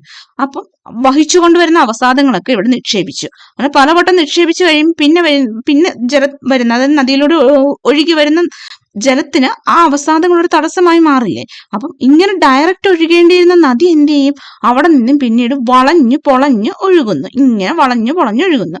അങ്ങനെ വളഞ്ഞു പൊളഞ്ഞൊഴുകുന്ന ആ നദികള്, ആ വലയങ്ങളെയാണ് നമ്മൾ മിയാൻഡറുകൾ എന്ന് പറയുന്നത്. എങ്കിൽ ഇതുണ്ട്, നദി ഇവിടുന്ന് ഉത്ഭവിച്ച് ഇവിടെ തടസ്സം ഉണ്ടായിരുന്നതുകൊണ്ട് നദി ഇങ്ങനെ വളഞ്ഞു പൊളഞ്ഞൊഴുകുന്നു. ഈ വലയങ്ങളെ മിയാൻഡറുകൾ എന്നും ഇതുമൂലം രൂപം കൊള്ളുന്ന ഈ അവസാദങ്ങൾ ഇങ്ങനെ കൊണ്ടയിട്ട് നദി വളഞ്ഞു വളഞ്ഞു ഒഴുകുമ്പോൾ അതിനിടയ്ക്ക് കുറച്ച് കരഭാഗങ്ങൾ രൂപം കൊള്ളൂല്ലോ. ഇവിടെയൊക്കെ കരഭാഗങ്ങളുണ്ടല്ലോ. ഇങ്ങനെ കരഭാഗങ്ങൾ രൂപം കൊള്ളുന്നതിനെ ഓക്സ്ബോ തടാകങ്ങൾ എന്ന് പറയുന്നത്. ഇനി ഇതെന്താണെന്ന് ഇവർ പറഞ്ഞിരിക്കുന്ന ഒന്നുകൂടി നോക്കാം. തുടർച്ചയായി അപരദന നിക്ഷേപണ പ്രക്രിയ മൂലം ഇത്തരം വലയങ്ങൾ കൂടുതൽ വളയുന്നു.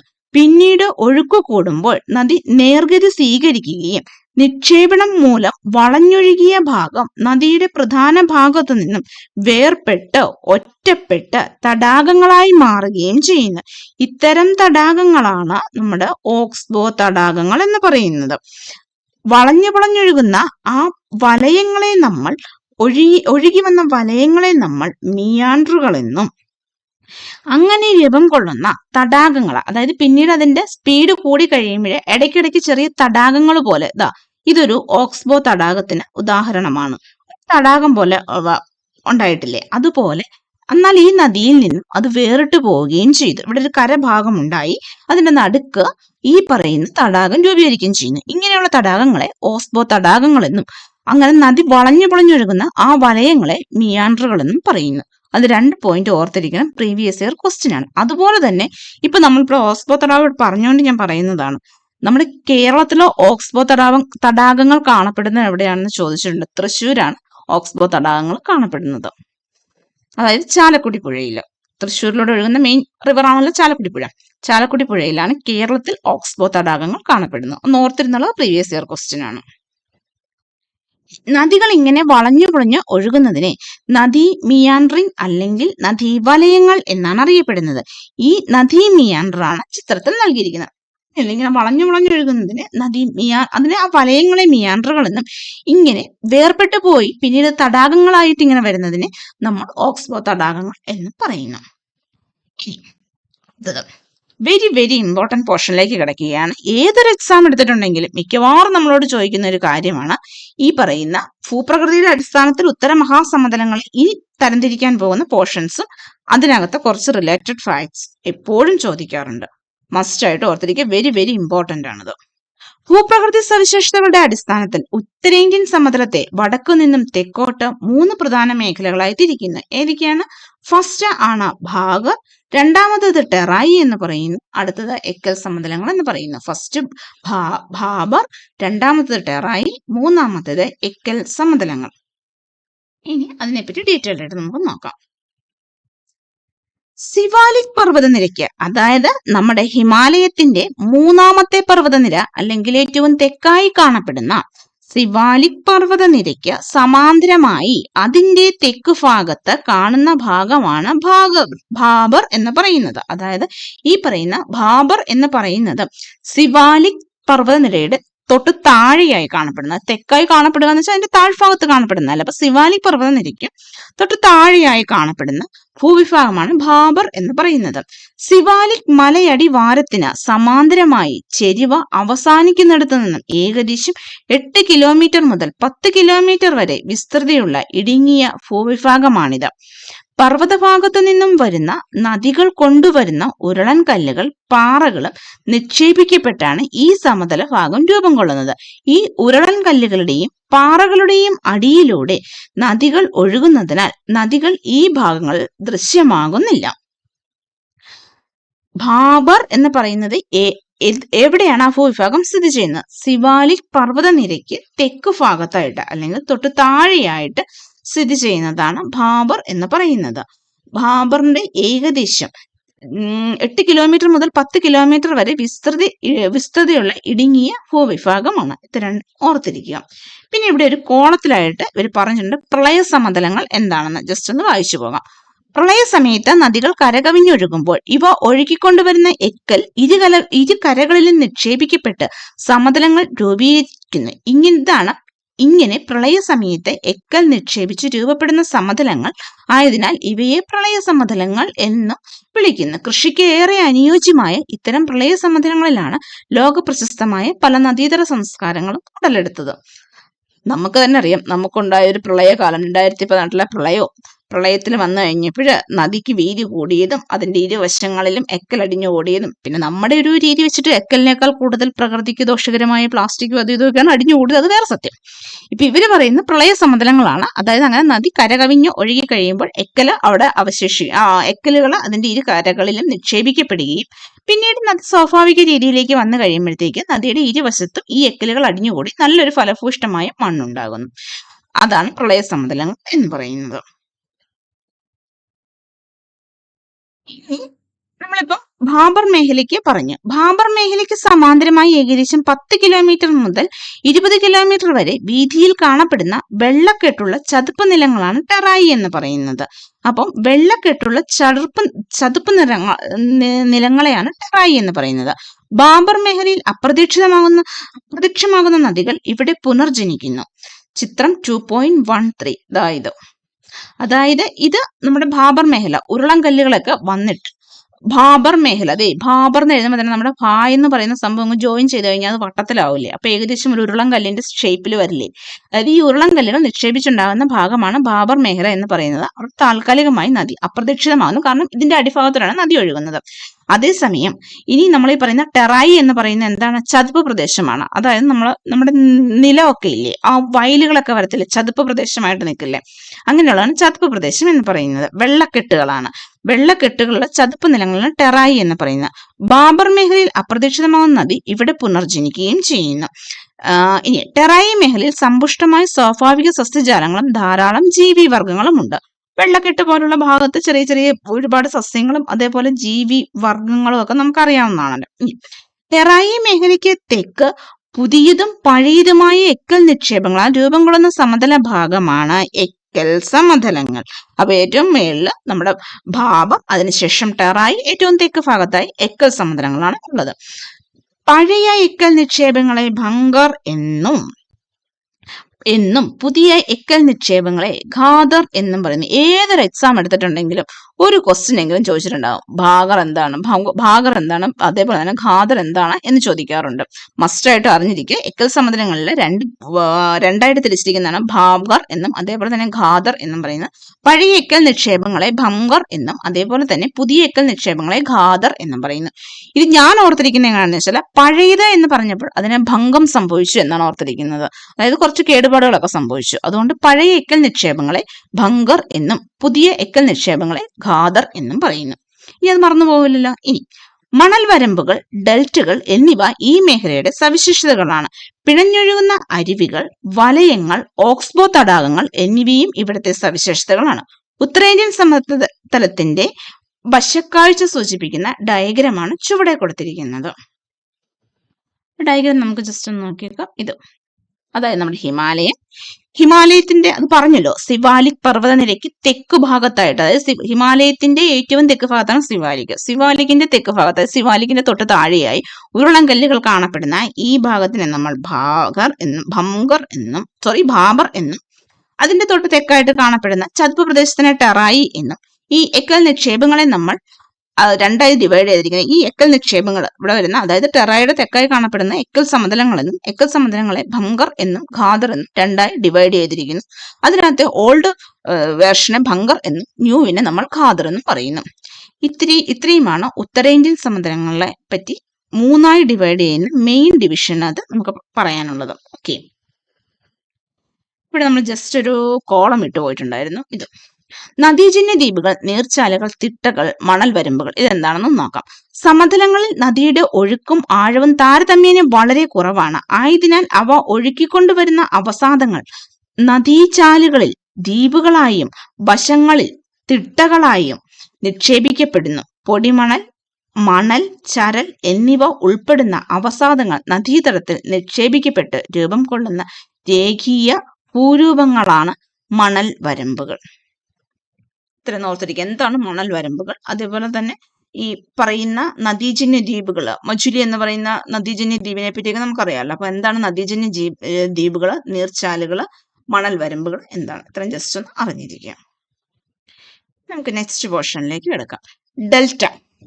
എന്താണ് ഡെൽറ്റ എന്ന് പറയുന്നത്? അതായത് നമ്മുടെ ലോകത്തിലെ തന്നെ ഏറ്റവും വലിയ ഡെൽറ്റ പ്രദേശമാണ് ഗംഗാ നദിയുടെയും ബ്രഹ്മപുത്ര നദിയുടെയും അവസാന ഭാഗത്ത് ബംഗാൾ ഉൾക്കടലിലേക്കാണ് രണ്ടും വന്ന് പതിക്കുന്നത്. അപ്പൊ പതനസ്ഥാനത്തുണ്ടാകുന്ന ഒരു ഭൂരൂപമാണ് ഡെൽറ്റ എന്ന് പറയുന്നത്. എന്താണ് ഡെൽറ്റ എന്ന് നോക്കാം.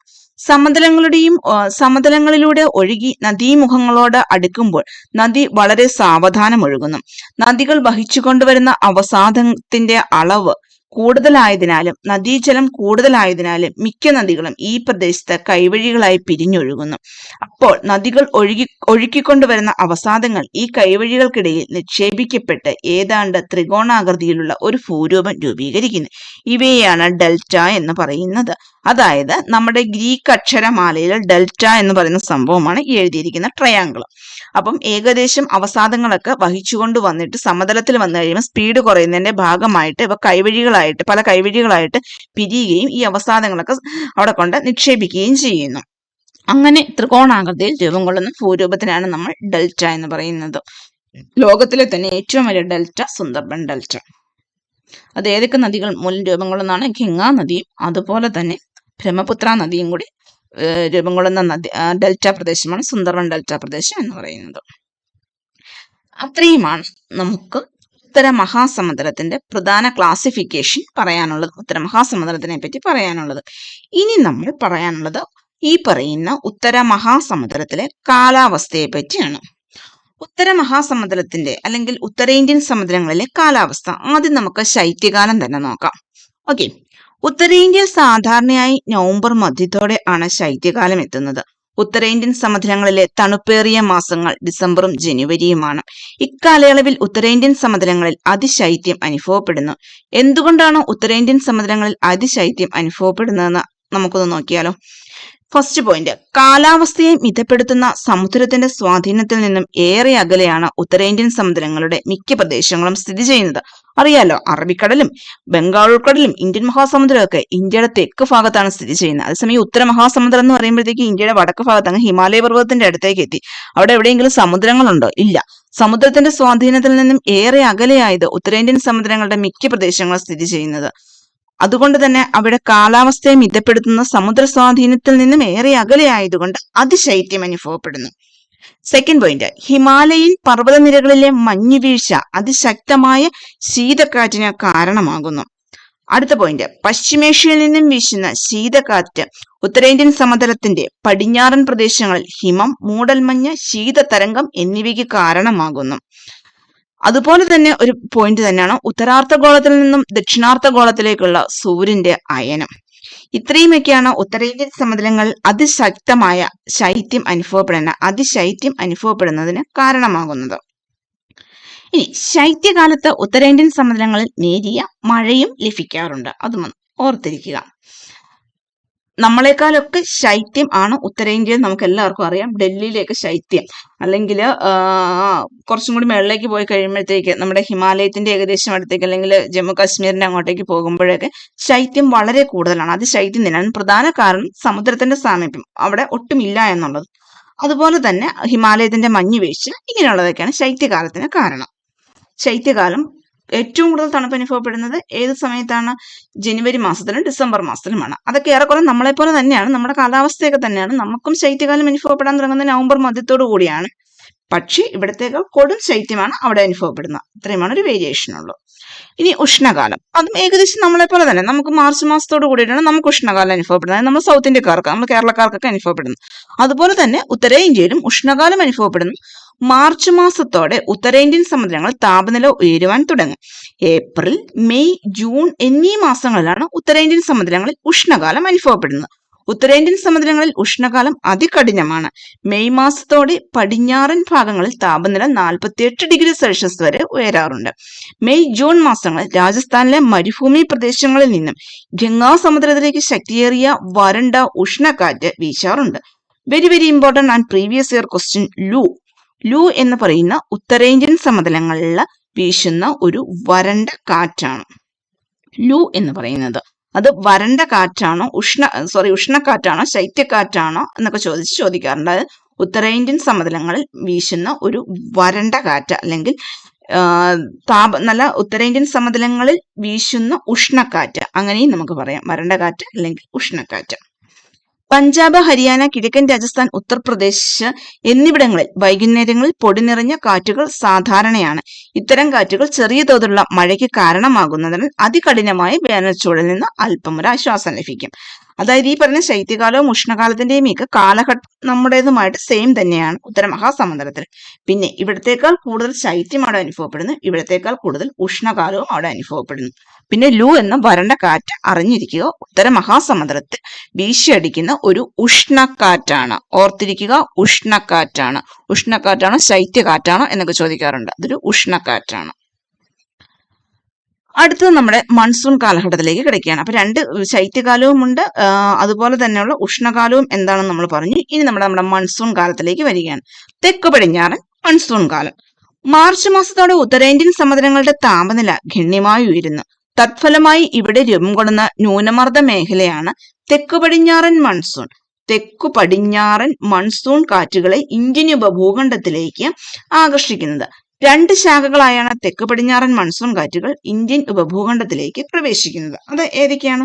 ഒന്ന് തെക്ക് പടിഞ്ഞാറൻ മൺസൂണിന്റെ അറബിക്കടൽ ശാഖയും ഒന്ന് ബംഗാൾ ഉൾക്കടൽ ശാഖയുമാണ്. അപ്പൊ നമുക്ക് ജസ്റ്റ് ചിത്രം വെച്ചിട്ട് തന്നെ, പിക്ചർ വെച്ചിട്ട് തന്നെ ഒന്ന് എക്സ്പ്ലെയിൻ ചെയ്യാം. അതായത് അറബിക്കടലിൽ നിന്നും ബംഗാൾ ഉൾക്കടലിൽ നിന്നും തെക്ക് പടിഞ്ഞാറൻ മൺസൂണിന്റെ ശാഖ വരുന്നുണ്ട്.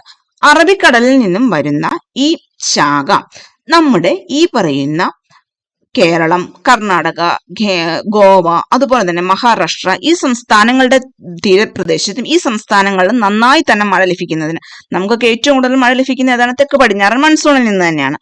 മഴ ലഭിക്കുന്നതിന് സഹായകമാകുന്നു. ഇവിടെ നിന്നും വരുന്ന ഈ തെക്ക് പടിഞ്ഞാറൻ മൺസൂണിന്റെ അറബിക്കടൽ ശാഖ നമുക്കിവിടെ കാണുന്ന ആരവല്ലി പർവ്വതനിര, അതായത് ഏകദേശം ഈ കാണുന്നതാണ് ആരവല്ലി പർവ്വതനിര എന്നൊക്കെ പറയുന്നത്. ആരവല്ലി പർവ്വതനിരയിലെ ഇടയ്ക്കോടെ നമ്മുടെ ഈ പറയുന്ന ഡൽഹി, പഞ്ചാബ് പ്രദേശത്തേക്ക് പ്രവേശിക്കുന്നു. അതുകൊണ്ട് തന്നെ രാജസ്ഥാനിൽ തെക്ക് പടിഞ്ഞാറൻ മൺസൂൺ കാറ്റുകൾ ലഭിക്കാത്തത് കൊണ്ടും തെക്ക് പടിഞ്ഞാറൻ മൺസൂൺ അവിടെ, അതായത് മഴ ലഭിക്കുന്നില്ല. രാജസ്ഥാന്റെ ഈ പോർഷൻ ഒരു മരുപ്രദേശമായിട്ടല്ല, മഴ നിഴൽ പ്രദേശമായിട്ട് വരാൻ കാരണം ഈ കാണുന്ന ആരവല്ലി പർവ്വതനിരയ്ക്ക് ആരവല്ലി പർവ്വതനിരയുടെ തെക്ക്, അതായത് താഴ്ഭാഗത്തു കൂടി അറബിക്കടൽ ശാഖ ഉത്തര മഹാസമുദ്രത്തിലേക്ക് പ്രവേശിക്കുകയാണ് ചെയ്യുന്നത്. അതൊരിക്കലും ഈ പറയുന്ന മരുപ്രദേശത്തിലേക്ക് അല്ലെങ്കിൽ ആരവല്ലി പർവ്വതനിരയുടെ വടക്ക് ഭാഗത്തേക്ക് പ്രവേശിക്കുന്നില്ല. തെക്ക് ഭാഗത്തേക്ക് ഉത്തര മഹാസമുദ്രത്തിലേക്ക്, തെക്ക് ഭാഗത്തോട് കയറി വന്ന് ഉത്തര മഹാസമുദ്രത്തിലേക്ക് പ്രവേശിക്കുകയാണ് ചെയ്യുന്നത്. അതുകൊണ്ടാണ് രാജസ്ഥാനിൽ മഴ ലഭിക്കാത്തത്. ഈ പറയുന്ന അറബിക്കടലിന്റെ ഈ ആരവല്ലി പർവ്വതനിരയുടെ തെക്ക് ഭാഗത്തോടെ ഉത്തര മഹാസമുദ്രം, അതായത് ഇവിടെ കാണുന്ന നമ്മുടെ പഞ്ചാബ്, ഹരിയാന ഈ പ്രദേശങ്ങളിലേക്ക് വരുന്നു. അതാണ് ഈ ശാഖ കാണിച്ചിരിക്കുന്നത്. ഇതിവിടെ വരുന്നു. അതുപോലെ തന്നെ ബംഗാൾ ഉൾക്കടലിൽ നിന്നും ഒരു തെക്ക് പടിഞ്ഞാറൻ മൺസൂണിന്റെ തന്നെ ബംഗാൾ ഉൾക്കടൽ ശാഖയും വരുന്നു. ബംഗാൾ ഉൾക്കടൽ ശാഖ ഇവിടെ നിന്നും പ്രവേശിച്ച് വെസ്റ്റ് ബംഗാളിന്റെ ഈ പോർഷനിൽ വെച്ചിട്ട് നമ്മുടെ കിഴക്കൻ സംസ്ഥാനങ്ങളുണ്ടല്ലോ, ഈ കിഴക്കൻ സംസ്ഥാനങ്ങളിലേക്ക് ഒരു ശാഖ പോകുന്നു. അടുത്ത ഒരു ശാഖ എങ്ങോട്ടേക്കാണ് കയറി പോകുന്നത്? അത് നമ്മുടെ ഈ ഉത്തര മഹാസമുദ്രത്തിലേക്ക് പോകുന്നു.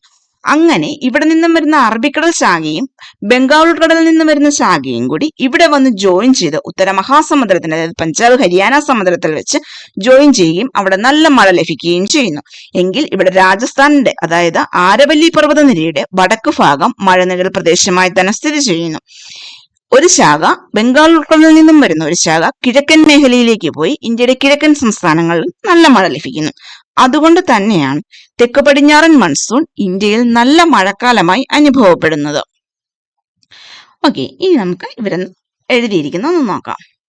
സുന്ദരവനം ഡെൽറ്റ പ്രദേശത്തിലൂടെ കരയിലേക്ക് പ്രവേശിക്കുന്ന ബംഗാൾ ഉൾക്കടൽ ശാഖ രണ്ട് ഉപശാഖകളായി പിരിയുന്നു. ഒന്ന് കിഴക്കൻ ദിശയിൽ ബ്രഹ്മപുത്ര സമുദ്രം, നമ്മൾ പറഞ്ഞ് ഇന്ത്യയിലെ കിഴക്കൻ സംസ്ഥാനങ്ങൾ ബ്രഹ്മപുത്ര സമുദ്രത്തിലേക്ക് പ്രവേശിച്ച് വൻതോതിൽ മഴ നൽകുന്നു. പടിഞ്ഞാറ് ദിശയിൽ ഗംഗാസമുദ്രത്തിലേക്ക് പ്രവേശിക്കുന്ന ഉപശാഖയാകട്ടെ പശ്ചിമ ബംഗാൾ, ബീഹാർ, ഉത്തർപ്രദേശ്, ഡൽഹി എന്നിവിടങ്ങളിൽ മഴ നൽകി മുന്നേറുന്നു.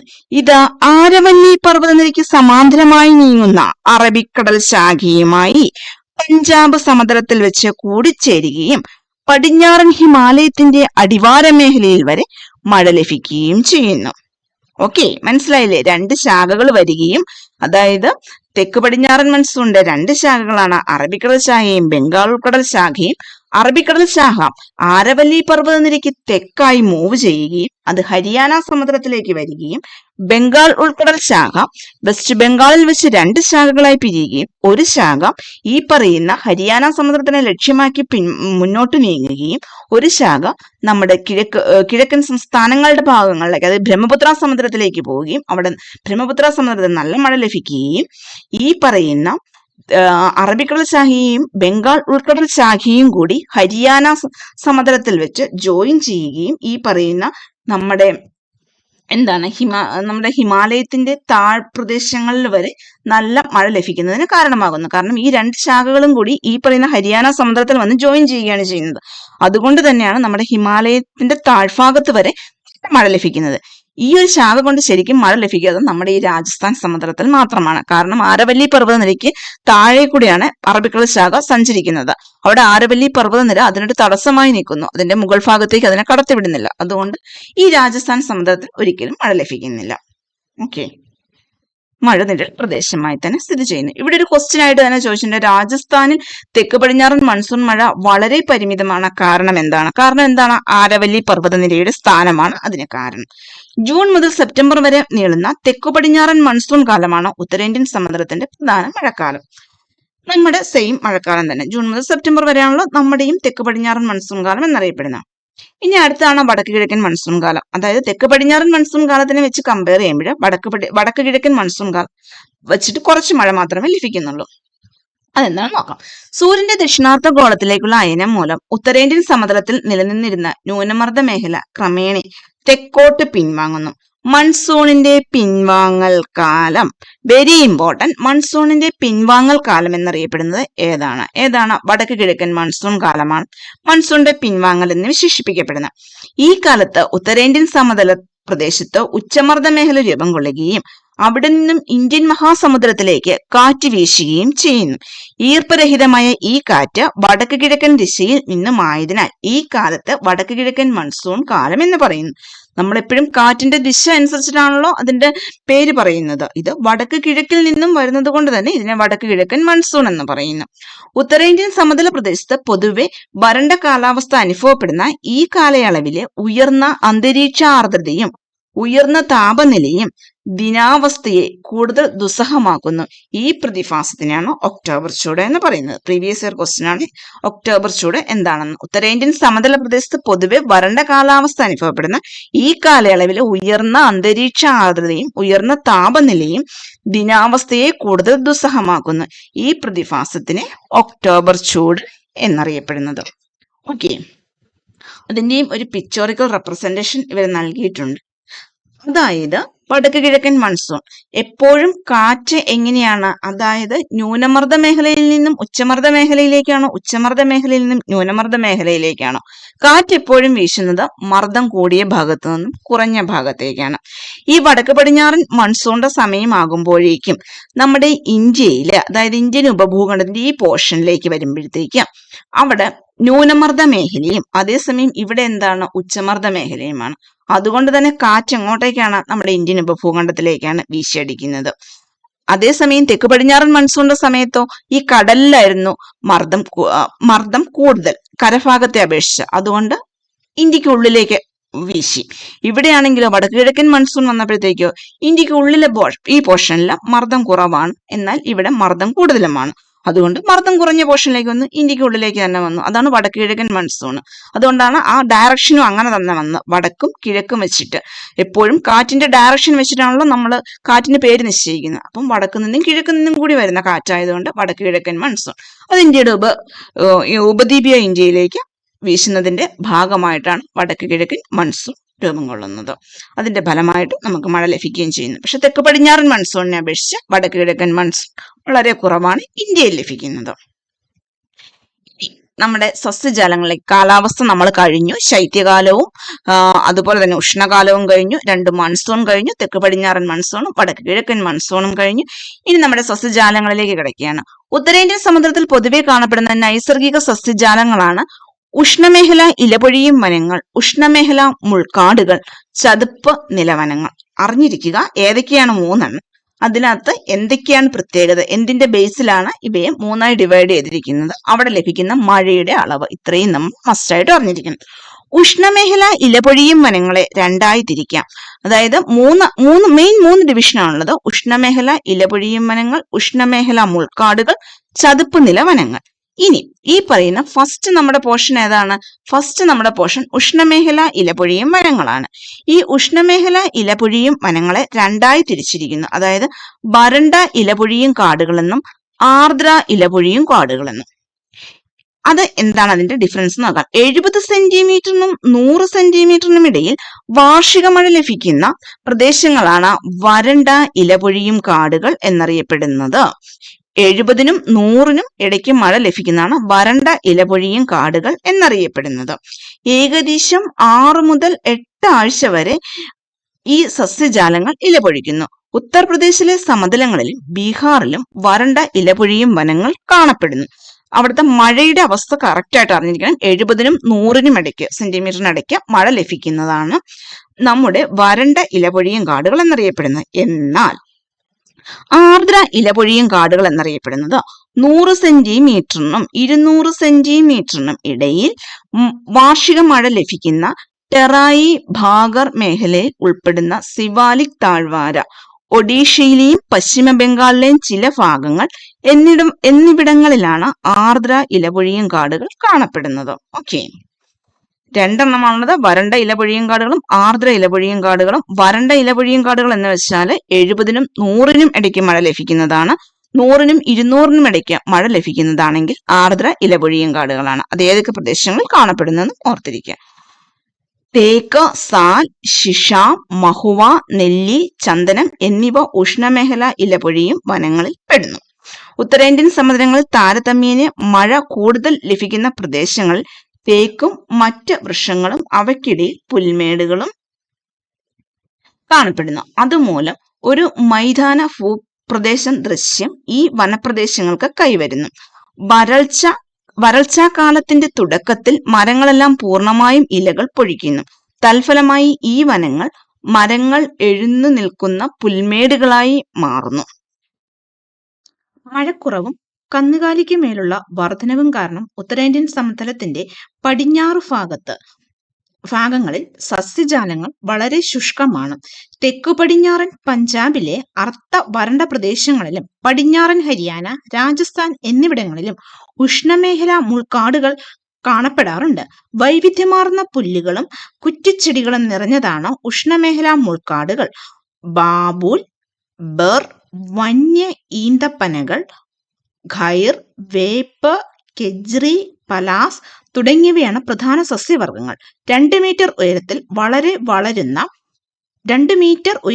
വരെ വളരുന്ന ടസോക്കി എന്ന പുൽവിഭാഗങ്ങളും അടിക്കടിക്കായി ചില ഇടങ്ങളിൽ കാണപ്പെടുന്നു. ആ പുൽവിഭാഗത്തിന്റെ പേരെന്ന് അറിഞ്ഞിരിക്കുക. സസ്യജാലങ്ങളെല്ലാം അറിഞ്ഞിരുന്നില്ലെങ്കിൽ പുൽവിഭാഗം എവിടെയാണ് കാണപ്പെടുന്നത് എന്നെങ്ങാനും ചോദിച്ചാൽ ടസോക്കി എന്ന പുൽവിഭാഗം ഇവിടെ കാണപ്പെടുന്നതാണ്. ഇനി രാജസ്ഥാനിലെ വിശാലമായ ഉപ്പുപാടങ്ങൾ, ശുദ്ധജല തടാകങ്ങൾ, ഗംഗാസമുദ്രത്തിലെ ശുദ്ധജല ചതുപ്പുകൾ, ബ്രഹ്മപുത്ര നദിയുടെ പ്രളയ സമതലങ്ങൾ, സുന്ദർബൻ ഡെൽറ്റ പ്രദേശങ്ങൾ എന്നിവിടങ്ങളിൽ കാണപ്പെടുന്ന സ്വാഭാവിക സസ്യജാലങ്ങളാണ് ചതുപ്പ് നിലവനങ്ങൾ. പശ്ചിമ ബംഗാൾ ഗംഗാസമുദ്രത്തിന്റെ ചതുപ്പ് നിറഞ്ഞ അതിവിശാലമായ ഡെൽറ്റ പ്രദേശമാണ് സുന്ദർബൻ. ഇവിടെ നിബിഡമായി കാണപ്പെടുന്ന സ്വാഭാവിക സസ്യജാലങ്ങളാണ് കണ്ടൽക്കാടുകൾ. റോയൽ ബംഗാൾ കടുവകൾ സങ്കേതങ്ങൾ കൂടിയാണ് സുന്ദർബൻ. മത്സ്യങ്ങൾ ഉൾപ്പെടെ നിരവധി ജലജീവി വർഗങ്ങൾ, കണ്ടൽ സസ്യങ്ങളുടെ വേരുകൾ സജീവ ആവാസ വ്യവസ്ഥ പ്രദാനം ചെയ്യുന്നു. വൈവിധ്യമാർന്ന പക്ഷികളുടെ അഭയകേന്ദ്രം കൂടിയാണ് ഈ കണ്ടൽക്കാടുകൾ. സുന്ദരി എന്ന ഇനം കണ്ടൽ ചെടി സുന്ദർബൻ ഡെൽറ്റയുടെ പ്രത്യേകതയാണ്. അതുകൊണ്ട് തന്നെയാണല്ലോ അതിനാ പേര് വന്നത്. സുന്ദരി എന്ന ചെടിയിൽ നിന്നാണല്ലോ വന്നത്. ഇനി അടുത്തത് നമുക്ക് നോക്കാനുള്ളത് ഇന്ത്യയിലെ നൈസർഗിക സസ്യജാലങ്ങൾ ആണ്. ഇന്ത്യയിലെ പർവ്വതവനങ്ങൾ, ഈ ഗ്രീൻ കളറിൽ കാണപ്പെടുന്ന, അതായത് നമ്മുടെ ഈ പോർഷൻ ഉണ്ടല്ലോ, ഈ ഗ്രീൻ കളറിൽ കാണപ്പെടുന്ന ഈ ഒരു പോർഷനാണ്, അവിടെയാണ് നമ്മുടെ പർവ്വതവനങ്ങൾ കാണപ്പെടുന്നത്. അതേസമയം ഉഷ്ണമേഖല ഇലപൊഴിയും കാടുകൾ, അതേതാണ് ഈ കാണുന്ന പോർഷനാണ് ഉഷ്ണമേഖല ഇലപൊഴിയും കാടുകൾ എന്നറിയപ്പെടുന്നത്. ഒരു ലൈറ്റ് ബ്ലൂ കളറിൽ കൊടുത്തിരിക്കുന്ന ഈ മേഖലയാണ് ഉഷ്ണമേഖല ഇലപൊഴിയും വനങ്ങൾ എന്നറിയപ്പെടുന്നത്. അടുത്തത് ഉഷ്ണമേഖല നിത്യഹരിത വനങ്ങളാണ്. അതായത് ഉഷ്ണമേഖല നിത്യഹരിത വനങ്ങൾ കുറച്ച് പോർഷൻസിലാണ് വരുന്നത്. നമ്മുടെ ഈ കിഴക്കൻ സംസ്ഥാനങ്ങളിലും അതുപോലെ തന്നെ നമ്മുടെ ഈ പശ്ചിമഘട്ടം കിടക്കുന്ന ഒരു പോർഷൻ ഉണ്ടല്ലോ, അവിടെയുമുണ്ട്. പൂർവ്വഘട്ടത്തിന്റെ കുറച്ച് പോർഷൻസിലും ഉണ്ട്. ഇത്രയുമാണ് നമ്മുടെ ഉഷ്ണമേഖല നിത്യഹരിത വനങ്ങൾ എന്നറിയപ്പെടുന്നത്. ഇനി ഉഷ്ണമേഖല മുൾക്കാടുകൾ കാണപ്പെടുന്നു. ഏകദേശം ഉപദ്വീപീയ പീഠഭൂമിയുടെ പോർഷനായിട്ട് കാണപ്പെടുന്നതാണ് ഉഷ്ണമേഖല മുൾക്കാടുകൾ എന്നറിയപ്പെടുന്നത്. ഇനി ഉത്തരേന്ത്യൻ മഹാസമുദ്രം, അതായത് നമ്മുടെ ഉത്തരേന്ത്യൻ മഹാസമുദ്രത്തിൽ കാണപ്പെടുന്ന അതാണ് ഉത്തരേന്ത്യൻ മഹാസമുദ്രത്തിൽ കാണപ്പെടുന്ന ഉത്തരേന്ത്യൻ സമുദ്രം. ഇത്രയുമാണ് നമ്മുടെ നൈസർഗിക സസ്യജാലങ്ങൾ എന്നതിലുള്ളത്. ഓക്കെ, ഇനി ഉത്തരേന്ത്യൻ സമുദ്രങ്ങളിലെ മണ്ണിനങ്ങളിലേക്ക് വരികയാണ്. ഉത്തരേന്ത്യൻ സമുദ്രങ്ങളിൽ വ്യാപകമായി കാണപ്പെടുന്ന മണ്ണാണ് എക്കൽ മണ്ണ്. അത് നമുക്കറിയാലോ, അവസാദങ്ങൾ വന്ന് അടിഞ്ഞുണ്ടാകുന്ന മണ്ണ് എന്താണ്? എക്കൽ മണ്ണാണ്. മണൽ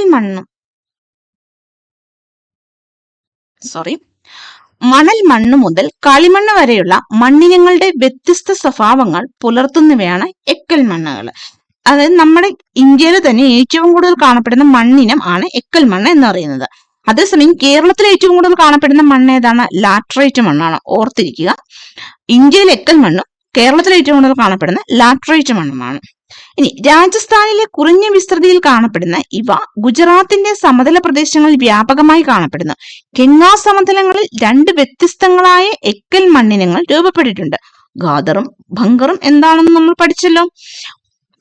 അതാണ് ഗംഗാ സമുദ്രത്തിലുള്ള 2 ടൈപ്പ് മണ്ണിനങ്ങൾ. അത് മസ്റ്റായിട്ട് ഓർത്തിരിക്കേണ്ടതാണ്. മണ്ണിനങ്ങളെ പറ്റി നമുക്ക് പ്രത്യേകിച്ച് ഇതിനകത്ത് പറയുന്നില്ല. ഉത്തരേന്ത്യൻ സമതലത്തിൽ മണ്ണിനം പ്രധാനമായും ഉള്ളത് എക്കൽ മണ്ണാണ്. പിന്നെ നമ്മുടെ ഇന്ത്യയിലേക്ക് വരികയാണെങ്കിൽ ഇന്ത്യയിലെ ഏറ്റവും കൂടുതലുള്ളത്, ഈ പിക്ചറിലേക്ക് നോക്കുമ്പോൾ തന്നെ നമുക്കറിയാലോ ഏതാണ്? ചെമ്മണ്ണാണ് ഏറ്റവും കൂടുതലുള്ളത്. അതായത് ഈ റെഡ് കളറിൽ കാണപ്പെടുന്ന ഭാഗമാണ് നമ്മുടെ ചെമ്മണ്ണ് എന്ന് പറയുന്നത്. എന്താണ് അതിന്റെ റെഡ് കളറിന് കാരണം? അതിലുള്ള അയൺ ഓക്സൈഡിന്റെ കണ്ടന്റ് ആണ് റെഡ് കളറിന് കാരണം. നമ്മുടെ ഇന്ത്യയിൽ ഏറ്റവും കൂടുതൽ കാണപ്പെടുന്നതും ചെമ്മണ്ണ് തന്നെയാണ്.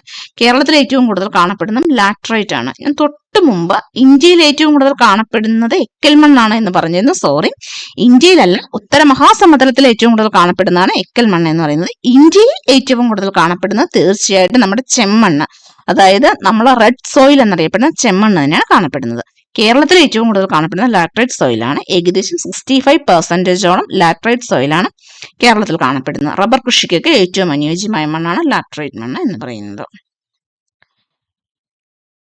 ഇനി നമുക്ക് ഏറ്റവും ഇമ്പോർട്ടന്റ് ആയ അടുത്തൊരു പോർഷനിലേക്ക് നമ്മൾ കിടക്കുകയാണ്. നമ്മുടെ കാർഷിക വിളകൾ എന്നുള്ളത് ഖാരിഫ്, റാബി, സെയ്ദ്, ഇങ്ങനെ 3 ടൈപ്പ് കാർഷിക വിളകളാണ് നമുക്കുള്ളത്.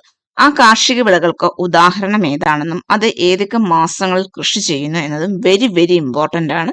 എപ്പോഴും തന്നെ എക്സ്പെഷ്യലി ഒരു 10th ലെവൽ എക്സാം ഒക്കെ നമ്മൾ നോക്കുകയാണെങ്കിൽ തീർച്ചയായിട്ടും ഇത് ഏത് മന്തിലാണ് കൃഷി ചെയ്യുന്നതെന്നും കൃഷി ഇറക്കുന്നതെന്നും അതുപോലെ തന്നെ ഏത് മന്തിലാണ് വിളവെടുപ്പ് ഇതിനുള്ള എക്സാമ്പിളുകൾ. 3 ടൈപ്പ് കാർഷിക വിളകളാണ് നമുക്കുള്ളതെന്ന് ഓൾറെഡി തന്നെ പറഞ്ഞു കഴിഞ്ഞു. ഫസ്റ്റ് ഖാരിഫ് ആണ്. അതായത് ഈ ഖാരിഫ് എന്ന് പറയുന്നത് ഒരു ഉഷ്ണമേഖല വിളയായിട്ടാണ് വരുന്നത്. റാബി എന്ന് പറയുന്നത് ഒരു ശൈത്യകാല വിളയായിട്ടുമാണ് വരുന്നത്. ഖാരിഫ്, റാബി, സെയ്ദ് എന്നിങ്ങനെ 3 വ്യത്യസ്ത കാർഷിക കാലങ്ങളിലായാണ് ഉത്തരേന്ത്യൻ സമുദ്രങ്ങൾ വിവിധയിനം വിളകൾ കൃഷി ചെയ്യുന്നത്. തെക്ക് പടിഞ്ഞാറൻ മൺസൂൺ കാലത്തിനോട് ചേർന്ന് വരുന്ന കാർഷിക കാലമാണ് ഖാരിഫ് എന്ന് പറയുന്നത്. ഓർത്തിരിക്കുക, തെക്കു പടിഞ്ഞാറൻ മൺസൂണിനോട് ചേർന്ന് വരുന്നതാണ് ഖാരിഫ് എന്ന് പറയുന്നത്. ഇനി ശൈത്യകാലത്തിന്റെ വരവോടെ ആരംഭിക്കുന്ന കാർഷിക കാലമാണ് റാബി എന്ന് പറയുന്നത്. റാബി വിളകളുടെ വിളവെടുപ്പിന് ശേഷം ആരംഭിക്കുന്ന ദൈർഘ്യം കുറഞ്ഞ വേനൽക്കാല കാർഷിക കാലമാണ് സെയ്ദ് എന്ന് പറയുന്നത്. ഓക്കെ, ഇനി ഇത് ഏതൊക്കെ മന്തിലാണെന്നും ഇതിനുള്ള എക്സാമ്പിളുമാണ് ഈ ടേബിളിൽ അവർ നൽകിയിരിക്കുന്നത്. ഖാരിഫ് എന്ന് പറയുന്നത് ജൂൺ മുതൽ, ഓർത്തിരിക്കുക, ജൂൺ മുതൽ സെപ്റ്റംബർ മാസം വരെയാണ് ഖാരിഫ് എന്ന കാർഷിക കാലഘട്ടം വരുന്നത്. അതിന് എക്സാമ്പിളുകളാണ് നെല്ല്, പരുത്തി, ചണം, ബജ്ര, തുവര മുതലായവ. അതേസമയം റാബി എന്ന് പറയുന്നത് ഒക്ടോബർ മുതൽ മാർച്ച് മാസം വരെയാണ് ഉള്ളത്. അതിന്റെ എക്സാമ്പിളുകളാണ് ഗോതമ്പ്, ബാർലി, അതുപോലെ തന്നെ പയറുവർഗ്ഗങ്ങൾ, കടുക് വർഗ്ഗങ്ങൾ, ബാർലി മുതലായവ ഏതാണ് റാബിക്ക് എക്സാമ്പിൾ ആണ്. അപ്പം ഖാരിഫിന്റെ എക്സാമ്പിൾ മസ്റ്റായിട്ട് നമ്മൾ അറിഞ്ഞിരിക്കണം. അതേപോലെ തന്നെയാണെങ്കിൽ ഈ പറയുന്ന റാബിയുടെയും എക്സാമ്പിൾ നമ്മൾ മസ്റ്റായിട്ട് അറിഞ്ഞിരിക്കണം. ഇനി അടുത്തതായിട്ടുള്ളതാണ് സെയ്ദ് വിളകൾ എന്ന് പറയുന്നത്. സെയ്ദ് വിളകൾക്ക് മെയിൻ ആയിട്ടുമുള്ള എക്സാമ്പിൾ പഴം, പച്ചക്കറി, കാലിത്തീറ്റ മുതലായവയാണ്. അത് ഏപ്രിൽ മാസം മുതൽ ജൂൺ മാസം വരെയാണ് അതിന്റെ കാർഷിക കാലങ്ങൾ എന്ന് പറയുന്നത്. ഇവിടെ നമ്മൾ പ്രധാനമായിട്ട് നോക്കിയിരിക്കേണ്ട ഒരു കാര്യം, പഴവും പച്ചക്കറിയും സെയ്ദ് വിളയാണെന്ന് മജോറിറ്റി ആളുകൾക്കും അറിയാം. പക്ഷെ കാലിത്തീറ്റ എന്ന് പറയുന്ന ഒരു എക്സാമ്പിൾ, അതൊരു പുതിയൊരു ഇൻഫർമേഷൻ ആണ്. നമുക്ക് പുതിയ SSCRT ടെക്സ്റ്റിൽ നൽകിയിരിക്കുന്നതാണ് കാലിത്തീറ്റ എന്ന് പറയുന്നത് സെയ്ദ് വിളയ്ക്ക് ഒരു എക്സാമ്പിൾ ആണെന്ന്. അതുകൊണ്ട് തന്നെ അത് മസ്റ്റ് ആയിട്ട് ഓർത്തിരിക്കുക. അപ്പം ഇത്രയുമാണ് നമുക്ക് ഈ ചാപ്റ്ററിൽ മെയിൻ ആയിട്ടും അറിഞ്ഞിരിക്കേണ്ടത്. ഈ ചാപ്റ്ററിൽ നമ്മൾ മെയിൻ ആയിട്ട് എന്താണ് ഡിസ്കസ് ചെയ്തത്? ഉത്തര പർവ്വത മേഖലയ്ക്ക് ശേഷം നമ്മൾ ഉത്തര മഹാസമതലം എന്ന ഭൂവിഭാഗത്തെ പറ്റിയാണ് നമ്മൾ ഈ ചാപ്റ്ററിൽ മെയിൻ ആയിട്ട് ഡിസ്കസ് ചെയ്തത്. ഉത്തര മഹാസമതലവും ആ മഹാസമുദ്രത്തിലേക്ക് ഒഴുകി വരുന്ന നദികൾ ഏതൊക്കെയാണെന്നും, നദികളുടെ ഡീപ്പായിട്ട് നമ്മൾ എടുത്തില്ല, അത് ഡീപ്പായിട്ട് മറ്റൊരു ചാപ്റ്ററിൽ വരുന്നുണ്ട്. പിന്നീട് ഇവിടുത്തെ കാർഷിക മേഖല, അതുപോലെ തന്നെ ഇവിടുത്തെ മണ്ണിനങ്ങള്, ഇതൊക്കെയാണ് മെയിൻ ആയിട്ട്, നൈസർഗിക സസ്യജാലങ്ങള്, ഇതൊക്കെയാണ് മെയിൻ ആയിട്ട് നമ്മൾ ഈ ചാപ്റ്ററിൽ എടുത്തത്. അപ്പോൾ ഓക്കെ, സി യു നെക്സ്റ്റ് ക്ലാസ്സിൽ നെക്സ്റ്റ് ചാപ്റ്ററുമായി കാണുന്നത് വരെ ബൈ.